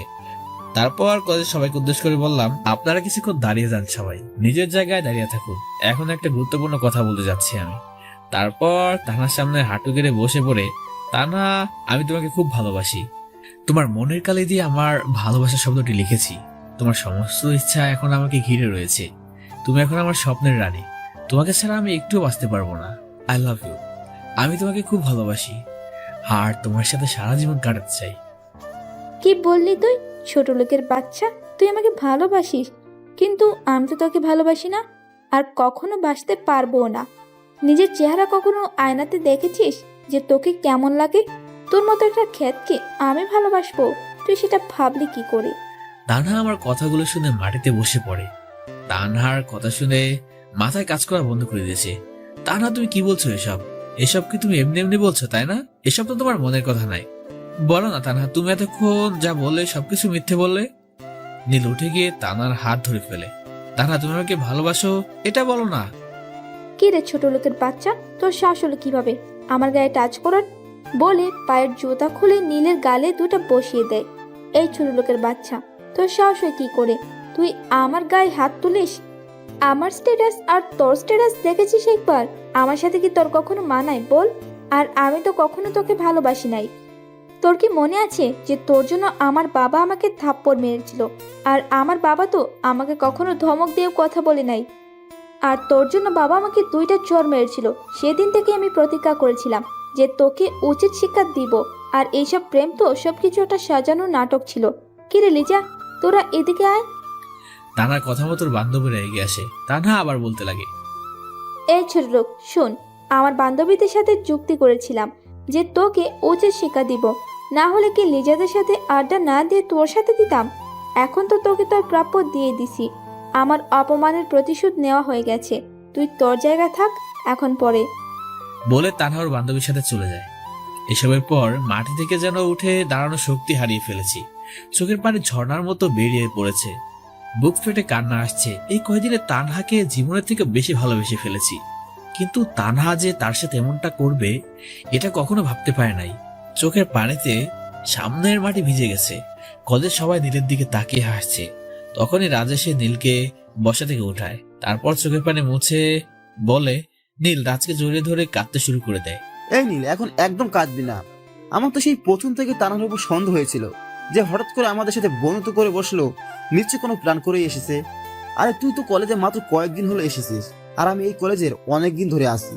আমি তানহাকে খুব ভালো করে চিনি, কিন্তু তুই যখন এত অপমান করার পরেও ওকে মেনে নিলি, তখন আমি তোর খুশির জন্য আর কোনো কথাই বলি নাই। যাই হোক, এখন সবকিছু ভুলে যা, নতুন করে জীবনটা শুরু কর, আর সবাইকে দেখিয়ে দে তুই কি পারিস আর কি না পারিস। মনে বলে বলে, আরে আমি দেখিয়ে দিব যে আমি কি পারি আর কি না পারি। আমি যে কলেজে ভর্তি হয়েছি ওই জন্য। একজন ওয়ান ম্যান আর্মি কমান্ডো কি পারে সেটা তো কয়েকদিন পরেই বুঝে যাবি। তবে এটা সত্যি যে আমি তানহাকে খুব ভালোবেসে ফেলেছি। ওকে ছাড়া কেমন যেন একটা শূন্যতা বিরাজ করছে, কিন্তু ওই মিশনের জন্য ওকে ভুলে থাকতেই হবে। তারপর যখন আমার পরিচয় দিব তখন সবার চোখ কপালে উঠে যাবে। আচ্ছা রাজ, এখন ক্লাসে চল, সময় হয়ে গিয়েছে। তারপর দুজন মিলে ক্লাসে চলে গেলাম। অপরদিকে তানহার বান্ধবীদের সাথে হাসাহাসিতে মেতে আছে। আরে লিজা, আজকে আমি অনেক খুশি জানিস তো। ওই খ্যাটটাকে শিক্ষা দিতে পেরে আমার যে কতটা ভালো লাগছে সেটা তোরে বলে বোঝাতে পারবো না। ওর জন্য বাবা আমাকে থাপ্পড় মেরেছে, আর সেটার প্রতিশোধ তো খুব ভালো করেই নিলাম। আচ্ছা চল, তোরা ক্লাসের সময় হয়ে গেছে। তারপর সবাই মিলে ক্লাসে চলে যায়। ক্লাস শেষ হয়ে গেলে নীল আর রাজ বের হয়ে ওদের আড্ডায় বসে, তারপর গল্প করতে থাকে। দেখ নীল, আজ যা কিছু হলো সব ভুলে যা। আর হ্যাঁ, বাসায় গিয়ে কিন্তু উল্টাপাল্টা করবি না। এ রাজ, তুই ঠিক কি বলতে চাইছিস? দেখ নীল, এর আগেও অনেককে দেখেছি যে প্রেমে ব্যর্থ হলে সুসাইড করে। তাই তোকে নিয়ে আমার ভয় হচ্ছে, তুই আবার এমন কিছু করে বসবি কি না। আচ্ছা রাজ, তুই কি পাগল হয়ে গেছিস নাকি? ওসব উল্টাপাল্টা কাজ যারা করে তারা একদম পাগল। নিজের জীবনকে নিজে শেষ করে দেওয়া কি এত সহজ নাকি?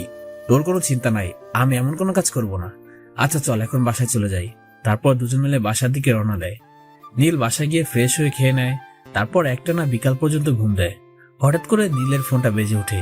ফোনটা রিসিভ করতে ওপাশ থেকে একটা ছেলে বলে ওঠে, স্যার, একটা গুরুত্বপূর্ণ খবর আছে। আপনার ফ্রেন্ড সিআইডি অফিসার রিসা, যারা ভুল করে তুলে নিয়ে গিয়েছিল, তারা এখনো ম্যাডামকে ছেড়ে দেয়নি। এদিকে সিআইডি টিম তো পুরোপুরিভাবে খোঁজা শুরু করে দিয়েছে। আমাদের কমান্ডো টিমের হেড আপনাকে দায়িত্ব দিয়েছেন রিসা ম্যাডামকে মুক্ত করে নিয়ে আসার জন্য, সেটা যেভাবেই হোক। আচ্ছা ঠিক আছে, আমি দেখছি বিষয়টা। তারপর ফোনটা কেটে দিলাম। মাথায় তো পুরো আকাশ ভেঙে পড়লো। আমি তো ভেবেছিলাম যে রিশাকে ওরা ছেড়ে দিয়েছে, কারণ ওরা আমাকে ধরতে এসেছিল। কি যে করি এখন? ওরা যে রিশাকে কোথায় নিয়ে গেছে সেটাও তো জানে না। হঠাৎই আমার ফোনে আননোন নম্বর থেকে একটা কল আসলো। ফোনটা রিসিভ করতে একটা মেয়ের গলা শোনা গেল। এই নীল, তুমি আমাকে বাঁচিয়ে নাও, এই সন্ত্রাসীরা আমাকে বন্দি করে রেখেছে। কণ্ঠটা শুনে বুঝতে পারলাম যে এটা রিশা। এই রিশা, তুমি কোথায় আছো? জানো তোমার জন্য কত চিন্তা হচ্ছিল আমার। নীল, আমি বুঝতে পারছি না যে এই জায়গাটা কোথায়, আর এখানে অনেকগুলো লোক ড্রাগ স্মাগলিং এর কথা বলছে। নিশ্চয়ই বড় কোনো অপরাধের সাথে যুক্ত আছে এরা। আর আমার মনে হয় এরাই সেই ড্রাগনের লোক যাদের সম্পর্কে তোমাকে একটা সিডি দিয়েছিলাম। প্লিজ তুমি কিছু করো। এরিশা, তুমি কোনো চিন্তা করো না, আমি এক্ষুনি এই সিমটাকে ট্র্যাক করছি। তারপর ফোনটা কেটে দিয়ে সিম অফিসে ফোন করলাম। ফোন করতেই ফোনটা ধরলো। এক্ষুনি এই নম্বর থেকে যে সিমে কল করা হয়েছে সেটা লোকেশন আমাকে এক্ষুনি চাই। তখনই সিমের লোকেশনটা দিয়ে দিল। তারপর আবার কমান্ড হেডকে ফোন করলাম। হ্যালো স্যার, আমার এখন একটা বিশেষ টিম দরকার।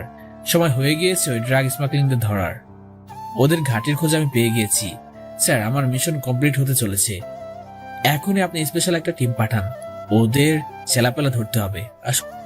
ওকে ঠিক আছে, তুমি রেডি হও মাহফুজ, আমি তোমার জন্য একটা টিম পাঠিয়ে দিচ্ছি। ফোনটা কেটে দিয়ে তৈরি হয়ে নিলাম। একটু পরেই কয়েকজন আমার ঘরে ঢুকে গেল। হাই, এরা আমার টিম, এখন এদের সাথে কাজ করতে হবে। তারপর ওদের সবাইকে নিয়ে রিশার লোকেশনে রওনা দিলাম। লোকেশন অনুযায়ী একটা জঙ্গলের মধ্যে ঢুকে গিয়েছি। সবাইকে নিয়ে সেখানে চলে গেলাম। একটা পুরাতন বাড়ি দেখতে পেলাম, লোকেশনটাও ওখানে দেখাচ্ছে। তারপর বাড়িটার কাছে চলে গেলাম। একটা ভাঙা জানালা দিয়ে দেখলাম 10 থেকে 12 জনের মতো বসে আছে। তারপর টিমমেটদের বললাম, শোনো সবাই, এক এক করে চারদিক ঘিরে ফেলো সবাই। তারপর যখনই সময় হবে আমি সিগন্যাল দেব, আর তখনই তোমরা অ্যাটাক করে ফেলবে। বলা মাত্রই সবাই ভাগ হয়ে গেল। তারপর সবাই একটা পজিশন নিয়ে অ্যাটাক করলাম। তখন ক্রিমিনালগুলো আমাদের মারার জন্য এগিয়ে আসলো। টিম মেম্বারদেরকে ইশারা দিলাম মার্শাল আর্ট শুরু করে দিতে। মার্শাল আর্টের মার খেয়ে ক্রিমিনালগুলো বেশিক্ষণ টিকে থাকতে পারলো না। সবাই ব্যথায় গড়াগড়ি করতে লাগলো। তখন ওদের দলের নেতাকে ধরলাম।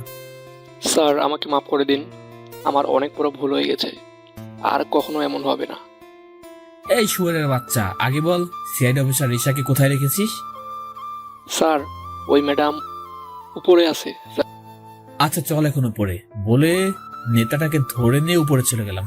উপরে গিয়ে দেখি রিশা মাটিতে পড়ে আছে, হাত পা দড়ি দিয়ে বেঁধে রাখা হয়েছে। তাড়াতাড়ি গিয়ে বাঁধনগুলো খুলে দিলাম। এই রিশা, তুমি ঠিক আছো তো? আমি একদম ঠিক আছি। আর এই লোকগুলো ড্রাগ স্মাগলিং এর চেষ্টা করে যাচ্ছে। নেতাটার কলার ধরে উঁচু করে ফেললাম। এই ড্রাগনের চামচা, ড্রাগন কোথায় বল? স্যার, আমি জানি না যে ড্রাগন কোথায়, ওকে আমরা কখনো দেখি নাই। স্যার, আমরা শুধু ওর সাথে ফোনে কথা বলি, তাছাড়া ওর সাথে কোনোভাবেই যোগাযোগ করতে পারি না। ওর যখন প্রয়োজন হয় তখনই শুধু আমাদেরকে ফোন করে বলে দেয়। তবে হ্যাঁ স্যার, সামনে এই শহরে যে কলেজটা আছে ওইখান থেকে ড্রাগগুলো পাচার হবে, এটা আমি জানি। কিন্তু ওর সাথে আর কার কার হাত আছে সেটা আমি জানি না। ওকে ঠিক আছে, সেগুলো তো বের করেই নেব, তবে তার আগে তোদের একটা ব্যবস্থা তো করতেই হবে। এখন চল আমার সাথে। আরিশা, তুমি তো ফোন করে আমার ঘুম হারাম করে দিয়েছিলে। আমি তো জানতাম যে এরা তোমাকে ছেড়ে দিয়েছে, কিন্তু যখন ফোন করে বললে তোমাকে ওরা এখন আটকে রেখেছে, তখন তো আমার মাথায় কিছুই ঢুকছিল না। তবে এখন তুমি পুরোপুরি সেফ আছো, আর আমিও তোমাকে রক্ষা করে বন্ধুত্বটা বজায় রাখতে পারলাম। তোমার সিআইডি টিমকে জবাবদিহি করতে হবে না। বড় একটা ঝামেলা থেকে বেঁচে গেলাম। আচ্ছা, এবার চলো তোমাকে সেফলি সিআইডি টিমের হাতে দিয়ে আসি। তারপর ক্রিমিনালগুলোকে নিয়ে পুলিশের হাতে তুলে দিলাম, রিশাকে নিয়ে ওর টিমের হাতে তুলে দিলাম।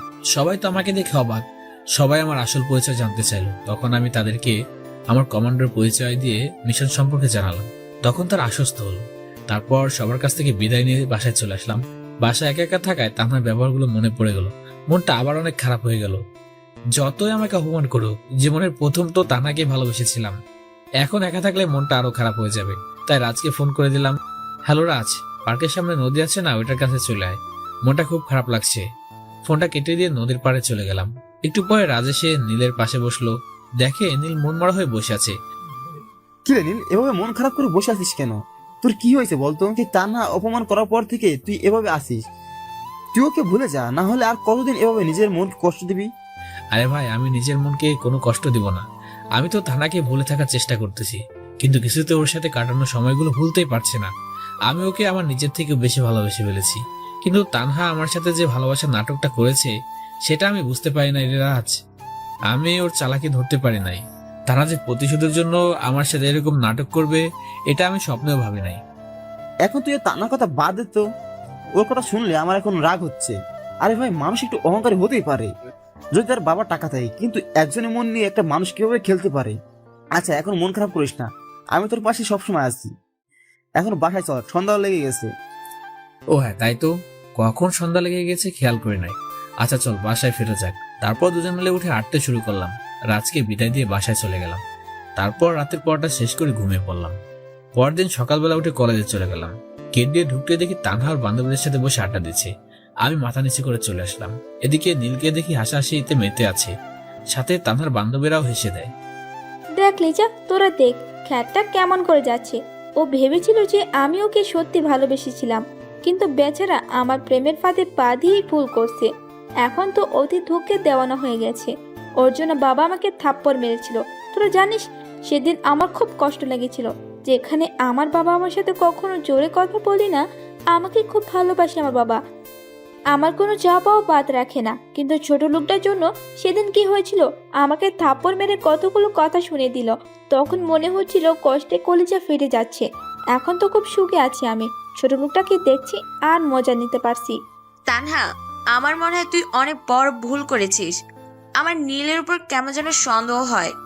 ওকে তো এই এলাকাতে আগে কখনো দেখি নাই। কই থেকে এসে আমাদের কলেজে অ্যাডমিশন নিছে, আর সবচেয়ে বড় কথা হলো নীল আর রাজ খুব ভালো বন্ধু হয়ে গেছে। নীল সব মেয়েদেরকে খুব সম্মান করে রে তানহা। ওর মতো ভালো ছেলে আমি আর দেখি নাই। তুই ওকে এভাবে ঠকিয়ে ভালো একটা কাজ করিস নাই, পরে পস্তাতে হবে তোর। এখন তো নীল খুব কষ্ট পাচ্ছে, কিন্তু পরে তুই ওর প্রেমে আবার কষ্ট পাস না, কারণ নীল তোকে আর কখনো গ্রহণ করবে না। লিজা, তুই আমাকে হাসালি, এখন তো দেখি তুই ওর গুণগান শুরু করে দিয়েছিস। তবে এটা ঠিক যে রাজের সাথে ভালো বন্ধুত্ব হয়ে গেছে, আর রাজের স্ট্যাটাসের সাথে একমাত্র ওই ছোট লোকটারই মিলে যায়। এটা নিয়ে আমি কোনো চিন্তা করি না। আর তুই ওই যে বললি না যে খ্যাতটা খুব কষ্ট পাচ্ছে, আরে ওকে কষ্ট দেওয়ার জন্যই তো এতদিন নাটকটা আমাকে চালিয়ে যেতে হয়েছে। আর আমি বাবার থেকে যে কষ্ট পেয়েছি সেটা ওই খ্যাতের কষ্ট তার তুলনায় কিছুই না। ওকে যে এত ভালো বলছিস তুই কি জানিস যে এসব ছেলেরা মেয়েদেরকে দেখিয়ে দেখিয়ে সম্মান দেয়, যাতে মেয়েরা ওদের প্রেমে পড়ে যায়। আর আমি কখনো আফসোস করব না এই ভেবে যে আমি ওকে ঠকিয়েছি। আরে ওর মতো ছেলেরা আমার চারপাশে সবসময় ঘুরে বেড়ায়, আর ওর মতো ছোট লোকের প্রেমে পড়বো আমি? লিজা, তুই বলতেও পারিস এক এক সময় এক এক কথা। ওর প্রেমে তো পরে দূরে থাক, ওকে তো আমার মনেই থাকবে না। কত ছেলেকে এইভাবে সাহায্য করলাম, শুধু ওকেই একটু বেশি করে ফেলছি। তবে আমার কোনো সমস্যা হচ্ছে না বা খারাপ লাগছে না যে আমি কষ্ট দিয়েছি। আচ্ছা, এখন ক্লাসের সময় হয়ে গিয়েছে, চল ক্লাসে যাই। তারপর তানহা ওর বান্ধবীরা মিলে ক্লাসে চলে যায়, কিন্তু গিয়ে দেখে ক্লাসে এখনো স্যার আসে নাই। রাজ আর নীল একা বসে আছে। তানহা, দেখ নীল আর রাজ ক্লাসে একা বসে আছে। ক্লাসে তো কাউকে দেখি না। বুঝলি রে লিজা, এটাই হলো কাটা গায়ে নুনের ছিটা দেওয়ার সময়। এখন ছোট লোকটার সাথে ভালো করে মজা নেওয়া যাবে। চল, ওকে কিছু কথা শুনে আসি। রাজের সাথে গল্প করছি, হঠাৎ করে দেখি তানহা আর ওর বান্ধবীরা আসছে। তখন মাথা নিচু করে রাখলাম। আমি জানি তানহা এসে এখন আমাকে রাগানোর জন্য কিছু কথা বলবে। এই রাজ, তানহা আসছে দেখ, ওর সাথে কোনো প্রকার কথা বলবি না, শুধু চুপ করে থাকবি, দরকার হলে ওর সাথে আমি কথা বলবো। হাসতে হাসতে নীলের কাছে চলে আসলাম। কি রে ছোট লোক, এখানে বসে কি গল্প করছিস রে? ওহ, বুঝেছি, ছেকাকে এসে দুঃখগুলো এই বান্দরটার সাথে শেয়ার করছিস না রে। কিন্তু কি জানিস, তোর জন্য আমার কোনো রকম মায়া কাজ করছে না। শুধুমাত্র তোর জন্য বাবা আমাকে থাপ্পড় মেরেছিল, সাথে অনেকগুলো কথাও শুনিয়েছিল। যাই হোক, সেটা বাদ দিলাম। এতদিন ধরে তো আমার টাকা দিয়ে অমুত ফুর্তি করছিস। যাক, একদিক দিয়ে ভালোই হয়েছে, নিজের বাবার টাকায় তো জীবনে খেতে পারবি না, আমার টাকায় খেয়ে নিয়েছিস। তো এখন কি রাজের টাকা খাওয়ার চিন্তা করছিস নাকি? রাগের ঠেলায় ওর চোখ দুইটা একদম লাল হয়ে গিয়েছে। আমি ইশারা করে ওকে ঠান্ডা থাকতে বললাম। আচ্ছা তানহা, আপনার কি সারাদিন আর কোনো কাজ নেই, নাকি একটাই কাজ যে আমাকে বিভিন্ন কথা বলে রাগানো? কিন্তু একটা কথা শুনে রাখুন, আপনি যদি মনে করে থাকেন যে আমি আপনার কাছ থেকে ধোঁকা খাওয়ার পর একেবারে এলোমেলো হয়ে গিয়েছি, তাহলে আপনি খুব ভুল ভেবে বসে আছেন। কারণ আমি এখন কোনো প্রকার ডিপ্রেশনে নাই, আমি সম্পূর্ণ খুশি আছি।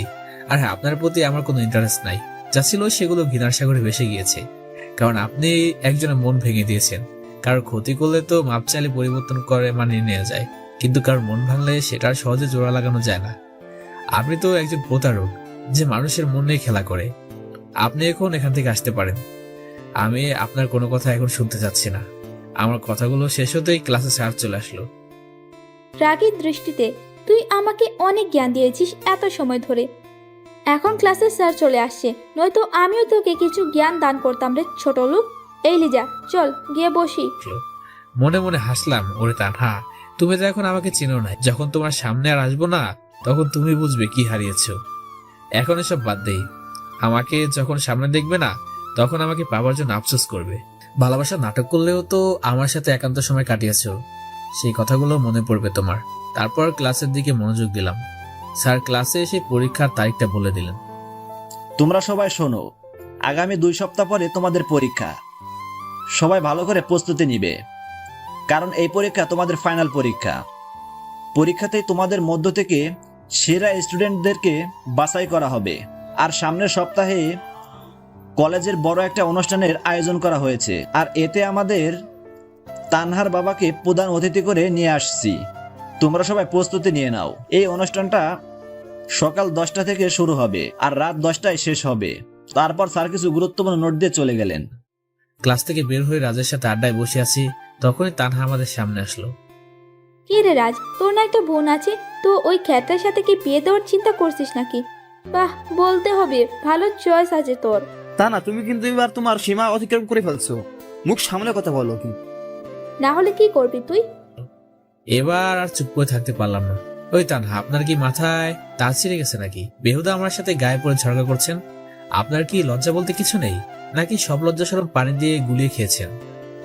আপনি এখান থেকে জানতো। এই রাজ, তুই চলে আয় তো এখান থেকে। যত সব পাগলের আড্ডাখানা এখানে। তাহলে তখন একটা কথা বলবে, কিন্তু তানাকে সুযোগ না দিয়ে রাজকে নিয়ে চলে আসলাম। এদিকে রাগে গজগজ করতে লাগলো। কি, আমাকে ওই খেটটা পাগল বললো, মাথার তার ছেড়ে বললো?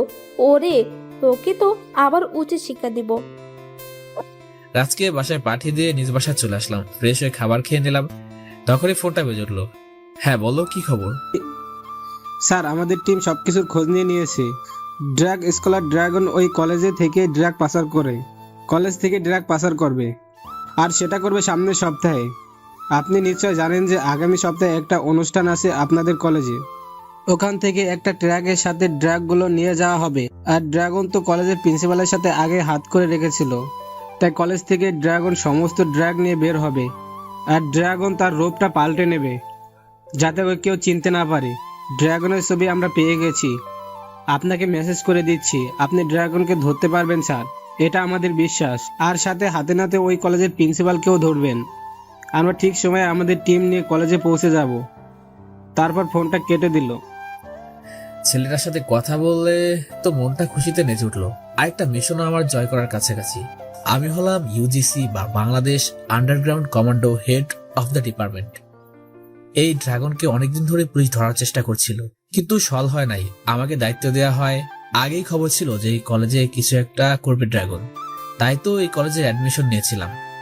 আগামী সপ্তাহে পুরো কলেজে আমার আসল পরিচয় জানবে, আর তানহা আমার আসল পরিচয় জেনে নিশ্চয়ই আবার আমার কাছে আসতে চাইবে, কিন্তু সেটা তো আমি হতে দেব না, কারণ তানহা ভালোবাসার মর্ম বুঝে না, শুধু বুঝে কার কত টাকা। এখন শুধু অপেক্ষা আগামী সপ্তাহ কলেজের অনুষ্ঠানটির। তারপর রাতে খেয়ে দিয়ে ঘুমিয়ে পড়লাম। পরদিন সকালে উঠে কলেজে চলে গেলাম। বেশ ভালোই লাগছে, কারণ একজন কমান্ডোর জীবনে একটা মিশনের সফলতা অনেক বড় উপহার বয়ে আনে, যা আমার জীবনে প্রায় অনেকবার এসেছে। কিন্তু বিশেষ করে এই মিশনের সফলতা, এসব চিন্তা করতে করতে কলেজের সামনে প্রবেশ করলাম। কি রেখে তোর তো দেখছি লজ্জা বলতে কিছুই নাই। তোকে এত অপমান করি, তারপরেও তুই বেহায়ের মতো কলেজে আসিস। নির্লজ্জ না হলে কি কেউ এমন করে নাকি? আচ্ছা তানহা, আপনি কি চান বলুন তো? আপনিও তো আরেকটা বেহায়া।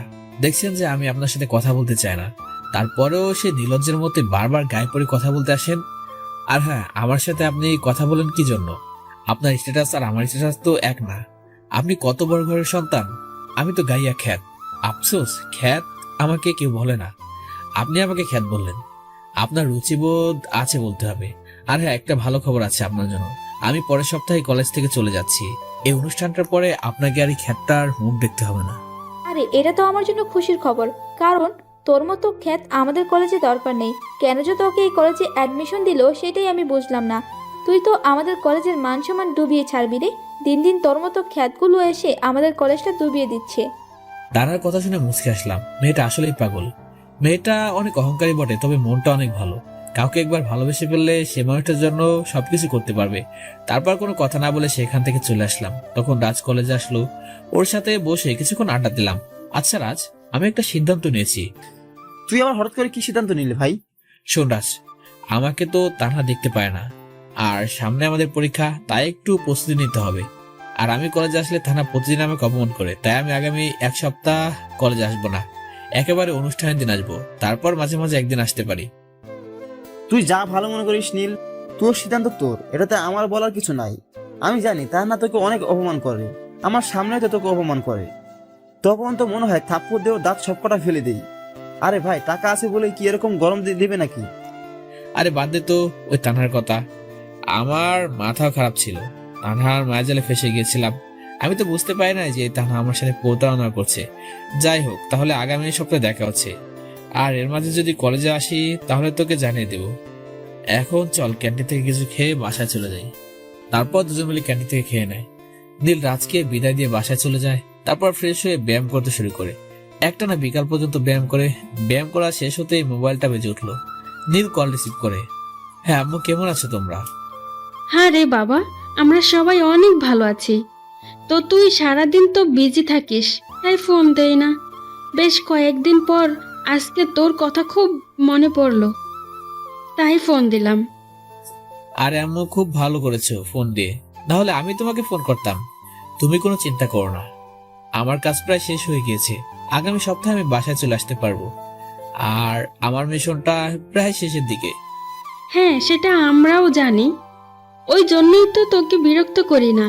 তোর বোন তো মুখ ফুলিয়ে বসে থাকে, তুই আসলে বলে তোকে খুব মারবে, কারণ এতদিন তো ওকে ছাড়া কোথাও যাস না, তা রেগে বসে আছে। এই রে, পেতনিটা সত্যি তাহলে রাগ করে আছে? আম্মু, আমি ওর সাথে কথা বলবো না। তুমি ওকে বলে দিও আমি আগামী সপ্তাহে বাসায় চলে যাব। এখন তাহলে রাখি, একবারে বাসায় গিয়ে কথা বলবো। তারপর ফোনটা রেখে দিলাম। এভাবে দিনটা ভালো মতোই কেটে গেল। পরদিন সকালবেলা কলেজে গিয়ে দেখি নীল আসে নাই। রাজ শুধু একা একাই বসে আছে। কি রে, নীল তো এত দেরি করে কলেজে আসতো না, তাহলে আজকের হলোটা কি? কি রে রাজ, তোর ছোট লোক বন্ধুটা আজকে আসে নাই? তানহার কথা শুনে সামনের দিকে তাকাই। তান্নাকে দেখে অস্বস্তি লাগছে, কারণ তানহার আজকে দেখতে পায় না। আচ্ছা তান্না, তোমার কি আর কোনো কাজ নাই বলতো? এই শুধু নীলের পিছনে পড়ে আছো কেন? আর তুমি তো ওকে ছোট লোক বলো, তো আজকে আবার ওর খোঁজ করছো কেন? সূর্য আজকে আবার কোন দিকে উঠলো?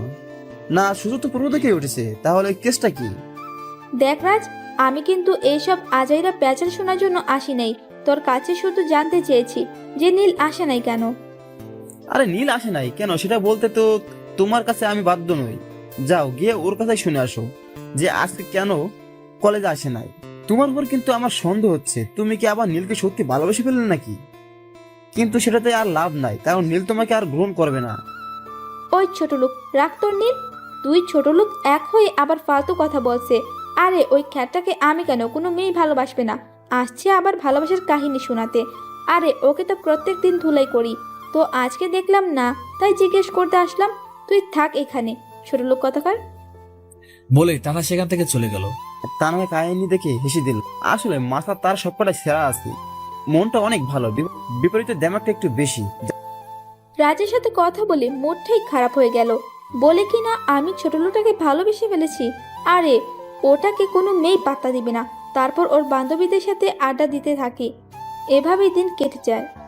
পরদিন তানহা কলেজে আসে, বাট আজকেও নীলকে দেখতে পায় না। তানহার মনে একটু খারাপ লাগা কাজ করতে শুরু করলো। কি রে, খ্যাটটা কোথায় উদা হয়ে গেল? কোনো সমস্যা হয় নাই তো আবার? ধুর, আমি আবার ওকে নিয়ে কেন ভাবছি? আমার মাথাটা মনে হয় খারাপ হয়ে গেছে। ওই ছোট লোকটাকে নিয়ে এত ভাবতেছি কেন আমি? ওকে তো আমি ভালোবাসি না, তবু কেন বারবার ওর কথা মনে পড়ে যাচ্ছে।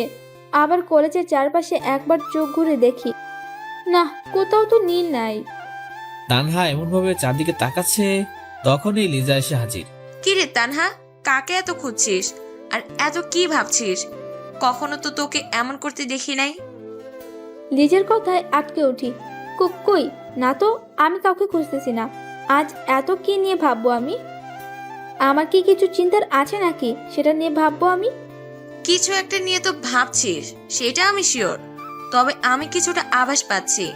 এই 2 দিন দেখতেছি যে নীল কলেজে আসে নাই, আর তুইও এই 2 দিন কি নিয়ে যেন চিন্তায় আছিস। শোন তানহা, তুই যতই নীলকে অপমান করিস না কেন, যতই ভালোবাসার নাটক করিস না কেন, বাট ওর সাথে কাটানো একান্ত সময়গুলো তোর এখন মনে পড়ছে। নীলকে এখন তুই অনেক মিস করছিস, সেটা আমি খুব ভালো করে বুঝতে পারছি। তাই বলি কি, নীলকে আপন করে নে, দেখবি সুখী হবি। এই লিজা, তোর মাথা কি আসলেই খারাপ হয়ে গেছে নাকি? আরে লিজা, আমি ওই খ্যাটটাকে কখনোই ভালোবাসি নাই, আর বাসবও না। তুই কি মনে করছিস ও একান্ত সময়গুলো আমার মনে পড়ছে? আরে কখনোই না। আমি ওই ছোট লোকটাকে দু চোখে দেখতে পারি না। সেটা দেখাই যাবে সময় হলে। আমি শিওর যে তুই একদিন তোর এই ভুলটা বুঝতে পারবি আর নীলকে আপন করতে চাইবি, কিন্তু তখন আর সেটা হবে না। ঠিক আছে, এখন এই বিষয় বাদ দে, চল ক্লাসে যাই। তারপর দুজন মিলে ক্লাসের দিকে রওনা দেয়। এদিকে নীল সমস্ত রকম প্রিপারেশন নিয়ে মিশনটার জন্য এই 2 দিন বেশ ভালোভাবেই কেটেছে। বাকি দিনগুলো ভালোভাবে কাটাতে থাকে। আরো 2 দিন কেটে যায় নীলের, কিন্তু অপরদিকে তানহার মনে কেমন যেন খারাপ লাগা কাজ করছে। কিছু যেন একটা হারিয়ে ফেলেছে সে। সবসময় কিছু একটা নিয়ে ভাবতেই থাকে, কিন্তু সে বুঝতে পারছে না যে কি হয়ে গেছে তার। 5 দিন পর নীল কলেজে যায়, তারপর যাদের সাথে আড্ডা দিতে থাকে। তানহা কলেজে এসে দেখতে পায় যে নীল বসে আছে। মনের অজান্তে মুখ দিয়ে আনন্দের হাসি বেরিয়ে যায়। তানহা নিজেই বুঝতে পারে না যে নীলকে দেখে তার কেন এত ভালো লাগছে। তানহা সেখানে বেশি সময় না দাঁড়িয়ে থেকে চলে যায়। নীল আর রাজ হেসে হেসে গল্প করতে থাকে। জানিস নীল, তানা সেদিন তোর কথা জিজ্ঞাসা করছিল, কিন্তু বুঝলাম না হঠাৎ করে তোর কথা জিজ্ঞাসা করছিল কেন। এই ভাই, ওসব বাদ দে তো, তুই এখন আড্ডা দে। আর কিছুক্ষণ আড্ডা দিয়ে কলেজ থেকে চলে গেলাম। দেখতে দেখতে অনুষ্ঠানের দিনটা চলে আসলো। আমি পুরো রেডি হয়ে কলেজে চলে গেলাম। কলেজে ঢুকে দেখি অনেক বড় আয়োজন করেছে। কলেজের সামনে একটা মঞ্চ বসানো হয়েছে আর সবার জন্য চেয়ার দেওয়া হয়েছে। আমি রাজকে নিয়ে চেয়ারে বসে গেলাম। রাজ একটু অবাক হলো, কারণ সবার সামনে বসতে, তাই আমি ইচ্ছা করে পিছনে বসলাম। আমি রাজকে ইশারা করে দিয়ে বললাম যে পুরো বুঝিয়ে বলবো। ঠিক 10টার সময় অনুষ্ঠান শুরু হলো। প্রধান অতিথি হিসেবে তানহার বাবা আসলো, সাথে তানহা ওর বাবার সাথে আসলো, কিন্তু প্রিন্সিপালকে কোথাও দেখতে পাচ্ছি না। নেমো খারাপই মনে হয় ড্রাগনের ডিল করতেই ব্যস্ত। একটু ওয়েট করো মশাই, আজকে তোমার সব প্ল্যান শেষ। পাশে তাকিয়ে দেখি আমার পুরো টিম ছদ্মবেশে এসেছে। আমি তাদের দিকে ইশারা দিয়ে অবস্থা জানিয়ে দিলাম। একটু পরে প্রিন্সিপাল এসে বক্তৃতা দেওয়া শুরু করলো। সবকিছু ঠিকঠাক চলতেছিল, কিন্তু ঠিক 12টার সময় কলেজে 10টা ট্রাক প্রবেশ করলো। সবগুলোতেই অনুষ্ঠানের খাবার বোঝাই করা। আমার তো তখনই সন্দেহ হলো, খাবার আনতে আবার ট্রাক লাগে নাকি? নিশ্চয়ই এখানে গন্ডগোল আছে। ট্রাকগুলো সমস্ত খাবার নামিয়ে দিয়ে ভিতরের দিকে গেল। প্রায় আধা ঘন্টা পর আবার ফিরে আসলো। তখনই খটকা লাগলো, কারণ ট্রাক তো চলে যাওয়ার কথা। ভিতরে গিয়ে এতক্ষণ কি করলো? তখন দেখি একটা লোক প্রিন্সিপালের সাথে হাত মিলে মঞ্চ থেকে নেমে ট্রাকে উঠে গেল। প্রথম দেখাতেই চিনে ফেললাম, আরে এটা তো ড্রাগন, ছদ্মবেশ নিয়ে আসছে। তখনই চেয়ার থেকে উঠে গেলাম আর জোরে চিৎকার দিয়ে কমান্ড দিলাম, ইউজিসি টিম, এখন আমাদের সময় দেশের সব থেকে বড় ড্রাগন স্মাগলারকে ধরার। সো কলেজের 4-5টা সবাই ঘিরে ফেলো, যাতে ড্রাগন পালাতে না পারে। বলার সাথে সাথে সবাই কমান্ডার পোশাক বের করে ফেললো। আমি আমার খ্যাতমার্কা পোশাক খুলে পড়লাম। পিছন থেকে একজন এসে আমার গায়ে নীল কালারের কোট পরিয়ে দিল, সাথে সেফটি জ্যাকেট। আমার কমান্ড শুনে তো পুরা কলেজ হা করে তাকিয়ে আছে আমার দিকে, কেউ কিছু বুঝতে পারছে না। রাজু আমার দিকে হা করে তাকিয়ে আছে, আর কমান্ডো টিম পুরো কলেজকে ঘিরেই ফেলেছে। আমি মঞ্চে গিয়ে মাউথটা হাতে নিলাম। হ্যালো লেডিস অ্যান্ড জেন্টলম্যান, আপনাদের সবার দৃষ্টি আকর্ষণ করছি। আমি আপনার কলেজে একটা গোপনীয় মিশন এসেছিলাম। আমার পুরো নাম নিলয় চৌধুরী। আমি একজন underground commander, head of the department. আমাদের কাছে খবর ছিল যে কলেজ থেকে ড্রাগ পাচার করা হয়। বাংলাদেশের সব থেকে বড় ড্রাগ স্মাগলার হলো ড্রাগন, আর এই কাজটার সাথে যুক্ত আছে এই কলেজের প্রিন্সিপাল সাহেব। তিনি ড্রাগ স্মাগলারদের সাথে জড়িত। একজন শিক্ষক হয়েও দেশবিরোধী কাজ করছেন তিনি, তাই তাকে অ্যারেস্ট করা হলো। আর ওই যে ট্রাকের মধ্যে ড্রাগন বসে আছে। সো আমার মিশনটা আজকে এখানে কমপ্লিট হলো। এটা আমার জীবনের সব থেকে বড় সৌভাগ্য যে দেশবিরোধী কোনো শয়তানকে ধরতে পেরেছি। আমার কথা শুনে সবাই হা করে তাকিয়ে আছে, পুরো কলেজ যেন নিস্তব্ধ হয়ে গেছে। কমান্ডার টিম, অ্যারেস্ট আর প্রিন্সিপাল। নীল অর্ডার দেওয়ার সাথে সাথে কয়েকজন মিলে প্রিন্সিপালকে অ্যারেস্ট করে নেয়। এসব দেখে ড্রাগন পালিয়ে যাওয়ার চেষ্টা করে, কিন্তু নীল দৌড়ে গিয়ে ড্রাগনকে ধরে ফেলে। ড্রাগনকে ধরেই মারতে থাকলাম। কিরে ড্রাগনের বাচ্চা ড্রাগন, তুই পাচার করবি নাকি ড্রাগ? আরে একমাত্র তোদের জন্য আমাদের দেশটা শত্রুর নাগালে চলে যাচ্ছে। তুই তো ড্রাগ না, আমাদের দেশটাকে বিক্রি করে দেওয়ার প্ল্যান করছিলি। কিন্তু আমাদের মতো দেশপ্রেমিক যারা এখনো বেঁচে আছে, তারা থাকতে তোদের মতো কুলাঙ্গাররা কিছুই করতে পারবে না। তারপর আমার টিমের হাতে ড্রাগনকে দিয়ে দিলাম। এতক্ষণ মনে পড়লো কলেজের অনুষ্ঠানের কথা। সবাই তো খুব আগ্রহ নিয়ে বসেছিল অনুষ্ঠানটার জন্য। এখন আমাকে সে আনন্দটা আবার ফিরে নিয়ে আসতে হবে। দৌড়ে গিয়ে মঞ্চে উঠে মাউথটা হাতে দিলাম। প্রিয় অতিথিরা, আমি আসলে দুঃখিত, কারণ আপনাদের অনুষ্ঠান আমার জন্য বিগড়ে গেল। কিন্তু কি করব বলুন, দেশের এরকম শত্রুকে তো আর ছেড়ে দিতে পারে না, এটাই আমার দায়িত্ব। কথাটা শেষ করতেই পুরো কলেজে হাততালির শব্দে মুখরিত হয়ে গেল। তারপর আস্তে আস্তে অনুষ্ঠানটা শুরু হলো। সবাই তো খুবই খুশি। তানহার বাবা আমাকে ডেকে নিয়ে নিজের কাছে বসালেন। এদিকে তানহা তো নীলের দিকে অবাক দৃষ্টিতে তাকিয়ে আছে। কি থেকে কি হয়ে গেল কিছুই তো মাথায় ঢুকছে না। নীলকে কেন জানি খুব মিস করছে এখন। কয়েকদিন যাবৎ নীল কলেজে আসছিল না, তাই তো তানহার যেন মনে হচ্ছিল কি যেন হারিয়ে ফেলেছে। তানহা নীলকে যতই ঘৃণা করতো না কেন, এই কয়দিনে নিজের অজান্তে ভালোবেসে ফেলেছে। অনুষ্ঠান শেষ হওয়ার পর তানহা ওর বাবার কাছে চলে যায়। অনুষ্ঠান শেষ হলে স্টেজ থেকে নেমে আসলাম। রাজ আমার কাছে দৌড়ে চলে আসলো। স্যার, আপনি এখানে একটা মিশনের জন্য এসেছেন, আর আমি আপনার সাথে কিনা এরকম ব্যবহার করেছি? এ রাজ, তোর মাথা কি খারাপ হয়ে গিয়েছে নাকি? আমি যতই কোনো অফিসার হই না কেন, আমাকে তুই করেই বলবি। হ্যাঁ, এটা ঠিক আছে যে আমি তোর থেকে বড়, কিন্তু সেটা কোনো ম্যাটার করে না। আমরা এখন খুব ভালো বন্ধু হয়ে গেছি, সো আমার নাম ধরে ডাকবি। ওকে ওকে, ঠিক আছে বস। তো বস, আপনি এই সিক্রেট কথাটা আমাকে বলতে পারতেন তো, শুধু শুধু এতদিন ধরে ওয়েট করালি কেন? আমিও তোকে সাহায্য করতে পারতাম। তাই সেই প্রথম থেকে নিজের পরিচয়টা গোপন করে গেছিস। আরে রাজ, এটা আমাদের কমান্ডোর নিয়ম। আমি হলাম একজন আন্ডারগ্রাউন্ড কমান্ডো। নিজেদের পরিচয় সম্পূর্ণ গোপন করে মিশনে নামতে হয় আমাদের, আর মিশন শেষ না করা পর্যন্ত আড়ালেই থাকি। এখানে এসে তো তুই আমার সাথে প্রথম বন্ধুত্বের হাত বাড়িয়ে দিছিস। জানিস, তখন আমি খুব খুশি হয়েছিলাম, কারণ কোনো খ্যাত মানুষকে কেউ পছন্দ হয় না। আমি পরীক্ষার আগ দিন পর্যন্ত এখানে থাকবো, তারপর চলে যাব। ততদিন তোর সাথে পুরো এলাকাটা ঘুরে বেড়াবো। আচ্ছা, এখন চল তোকে বাড়িতে পৌঁছে দিয়ে আসি। তারপর নীলার রাজ মিলে বেরিয়ে পড়ে, নিজের বাবার সাথে বাড়িতে চলে যায়। তারপর রুমে গিয়ে বিছানায় বসে পড়ে। কিছুই তো মাথায় ঢুকতেছে না। নীলকে খ্যাত ছোট লোক বলে এত অপমান করলাম, ওকে কি না কি ভাবছিলাম, আর কি বের হলো ওর পরিচয়। তানহা কিছুই বুঝতে পারছে না, তাই বাবার কাছে চলে যায়। গিয়ে দেখে বাবা রুমে বসে আছে। আচ্ছা বাবা, তোমার কাছে আমি একটা কথা জিজ্ঞেস করব। হ্যাঁ মা, কি জানতে চাস বল। বাবা, নীল তো একটা খ্যাত আর ছোট লোক। ওকে তো আমি পছন্দ করতাম না, সবসময় ওকে অপমান করতাম, কিন্তু আজকে তো কিছুই বুঝতে পারলাম না। আর সেদিন ওই ছোট লোকটার জন্য আমাকে থাপ্পড় পর্যন্ত মারলে। এই তানহা, তুই কাকে খ্যাত বলছিস? তুই কি শুনতে পাস নাই যে নীল কি বললো তখন? আর নীল হলো একজন আন্ডারগ্রাউন্ড কমান্ডো। এইখানে এই মিশন এসেছিল। আমার কাছে আগে একটা ফোন এসেছিল যে এখানে নীল আসবে, ওর সমস্ত দায়িত্ব যেন আমিই নেই। কিন্তু দুর্ভাগ্যবশত ওকে আমি চিনতাম না। পরে যখন তোর কথা মতো কলেজে ওকে অ্যারেস্ট করতে গেলাম, তখন আমার ফোনে একটা ফোন এসেছিল। আর ফোনের ওপাশে কে ছিল জানিস? আমাদের দেশের প্রধানমন্ত্রীর কমান্ডো প্রধান, যে কিনা এই মিশনটা নিয়ে কাজ করছিল। আমাকে বলল, যদি এমপির দায়িত্বটা হারাতে না চাও তাহলে এই ছেলেটাকে ছেড়ে দাও। আর আমার কাছে নীলের পরিচয় বলে দিল। তখনই আমার অবস্থা খারাপ হয়ে গেছিল, আর তোর উপর খুব রাগ হয়েছিল, তাইও চড়ও মেরেছিলাম। বাবা, তুমি কি বলছো এসব? বাবার কথা শুনে যেন তানহার পায়ের নিচ থেকে মাটি সরে যায়, কপালে ঘাম জমতে শুরু করে। বাবার এক একটা কথা শুনে বড় বড় ধাক্কা খেতে থাকে। কিন্তু বাবা, আমি যে অনেক বড় ভুল করে ফেলেছি। সেদিন কলেজে নীল কোনো দোষ করছিল না, আমি ওকে বিরক্ত করছিলাম। তারপর তোমাকে মিথ্যা বলে পুলিশ আনি, কিন্তু তুমি যখন ওর জন্য আমাকে চোর মারলে তখন আমার খুব রাগ হয়েছিল। আমি অহংকারে ফেটে পড়ছিলাম আর প্রতিজ্ঞা করেছিলাম যে ওকে শাস্তি দিব। তাই পরে ওর সাথে প্রেমের নাটক করা শুরু করি আর ওকে আমার মোহে আবদ্ধ করে ওর জীবন থেকে সরে যাই। আমি অনেক বড় ভুল করে ফেলছি আর অন্যায় করেছি। আগে ওকে দেখতে পারতাম না, কিন্তু এখন নিজের অজান্তে ওকে ভালোবেসে ফেলেছি। কিন্তু নীলকে এখন আমাকে মেনে নিবে, কারণ ওর মনটা তো আমি ভেঙে দিয়েছি।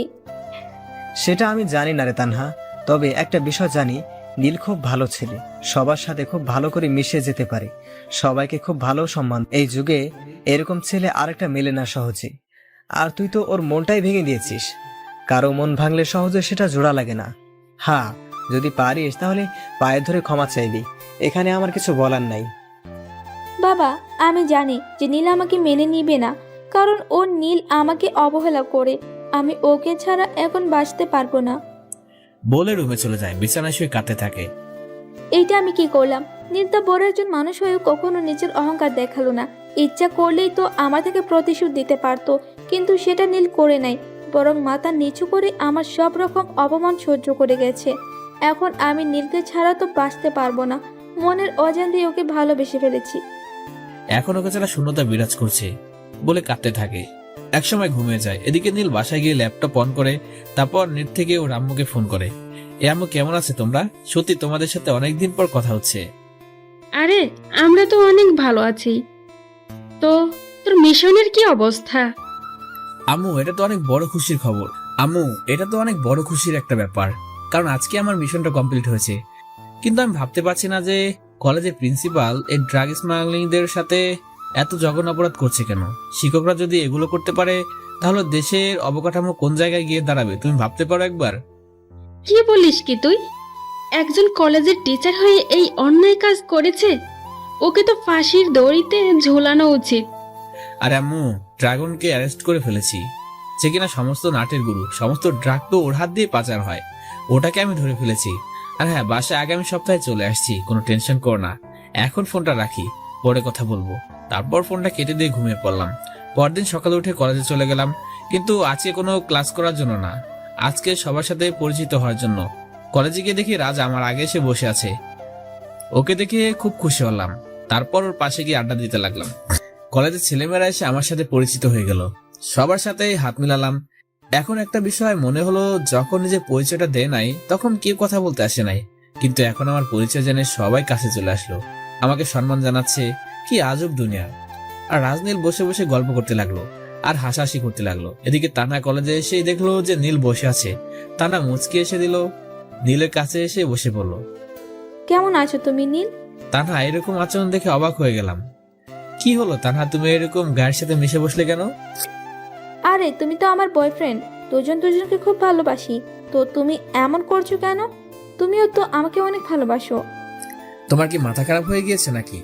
কই থেকে এসে গায়ের সাথে মিশে বসে আছো, আবার অধিকার খাটাচ্ছ? তোমার জন্য আমার মনে এখন কোনো জায়গা নেই, তুমি আমার আগে থেকেই মন ভেঙে দিয়েছো। নীল, আমি তোমাকে খুব ভালোবাসি, বিশ্বাস করো, তোমাকে ছাড়া বাঁচতে পারবো না। আমি তোমাকে দেখতে পারতাম না, এইসব করছিলাম প্রতিশোধ নেওয়ার জন্য, কিন্তু এখন তোমাকে ছাড়া কোনো কিছুই চিন্তা করতে পারছি না। প্লিজ আমাকে একটা শেষ সুযোগ দাও। সেটা সম্ভব নয়, তোমার উপর থেকে সমস্ত বিশ্বাস উঠে গিয়েছে আমার। তোমাকে এখন আমার একটু বিশ্বাস হয় না। তুমি আমার মনটা কেড়ে নিয়ে কাচের মতো ভেঙে ফেলেছো। এখন আমার থেকে সরে যাও বলে উঠে দাঁড়ালাম। তখনই পায়ে পড়ে যায়।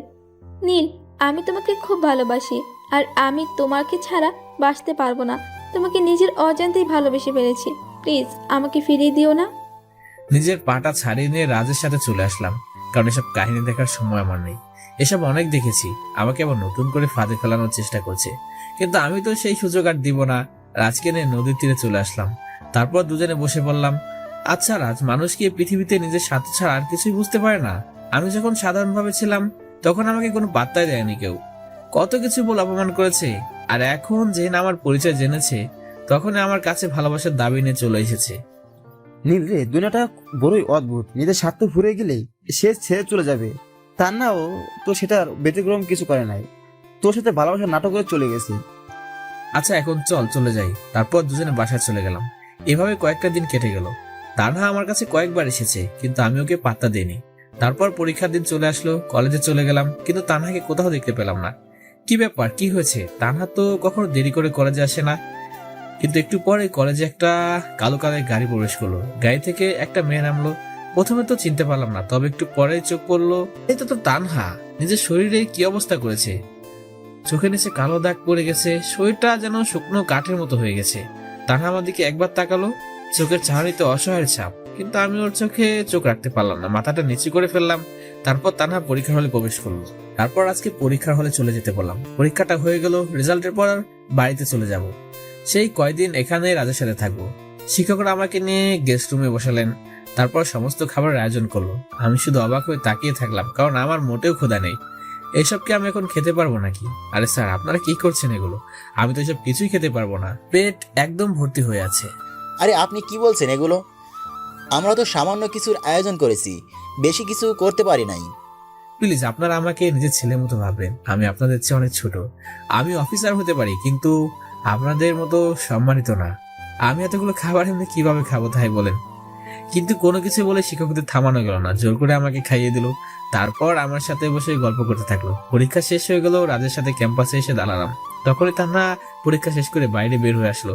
চেহারা অনেক খারাপ হয়ে গিয়েছে, নিজের শরীরের প্রতি মনে হয় যত্ন নেয় না। দেখি হঠাৎ আমার দিকে আসছে, আমার সামনে এসে দাঁড়ালো। নীল, আমি তোমাকে একটা কথা বলতে চাই, প্লিজ না করো না। হ্যাঁ, কি বলবেন তাড়াতাড়ি বলুন। তবে হ্যাঁ, ওই প্রেমের নাটক আর আমার কাছে করতে আসবেন না। আমি মিশনটা শেষ করার আগে আপনার মিথ্যে প্রেমের মোহনাতে ভেসে গেছিলাম, কিন্তু আপনি সেই ভুলটা নিজ থেকেই ভেঙে দিলেন। আমি তো আপনাকে খুব ভালোবেসেছিলাম, আপনাকে ছাড়া কোনো কিছু চিন্তাই করতে পারতাম না। তবে কেন আমাদের সরল মনটা নিয়ে খেলা করলেন আপনি? আর নিজের চেহারা ইহাল করেছেন কেন? যত্ন নেওয়া কি একদম ভুলে গিয়েছেন নাকি? আপনি তো এই কলেজের টপ সুন্দরী, তো হঠাৎ করে আপনার এটা হলো কি করে? দিলে কথা শুনে শুকনো মুখে একটা স্লান হাসি দিয়ে, যেখানে কষ্টের সাপ রয়েছে। আচ্ছা নীল, তুমিই বলো, আমি যার জন্য নিজেকে সাজিয়ে রাখবো, যার জন্য নিজের শরীরের যত্ন নিব, সে যদি আমার কাছে না থাকে তাহলে কার জন্য এসব করব? হ্যাঁ, এটা ঠিক বলেছো যে আমি সব সময় নিজেকে নিয়ে ব্যস্ত থাকতাম, কিন্তু এখন তো তোমার একটু ভালোবাসা পাওয়ার জন্য ব্যস্ত থাকি, তাই আর নিজের শরীরের যত্ন নেওয়া হয় না। কিন্তু আমার ভালোবাসার মানুষটার সামনে দাঁড়িয়ে আছে, আপন হতে পারছি না। নিজে ঠিকই বলছিল, যেদিন ভালোবাসার মানুষটার মর্ম বুঝবো সেদিন তখন সে হারিয়ে গেলেও আর ধরে রাখতে পারবো না। আর এখন তোমার সাথে ঠিক এইটাই হয়েছে। আমি তো এখন নিজেকে ফিল করতে পারি না, মনে হয় দুনিয়া থেকে অল্প দিনেই হারিয়ে যাব। আর এখন শেষ একটা কথাই বলে যাচ্ছি, আমি তোমাকে খুব ভালোবাসি আর তুমিও আমাকে ভালোবাসো, কিন্তু আমি তোমার মনে আঘাত করেছি তাই মেনে নিচ্ছ না। যেদিন আমি হারিয়ে যাব সেদিন নিশ্চয়ই তুমি আমার জন্য কাঁদবে। এটাই আমার শেষ কথা, আশা করি তোমাকে আর ডিস্টার্ব করব না। ভালো থেকে বলে একটা হাসি দিয়ে চলে গেল।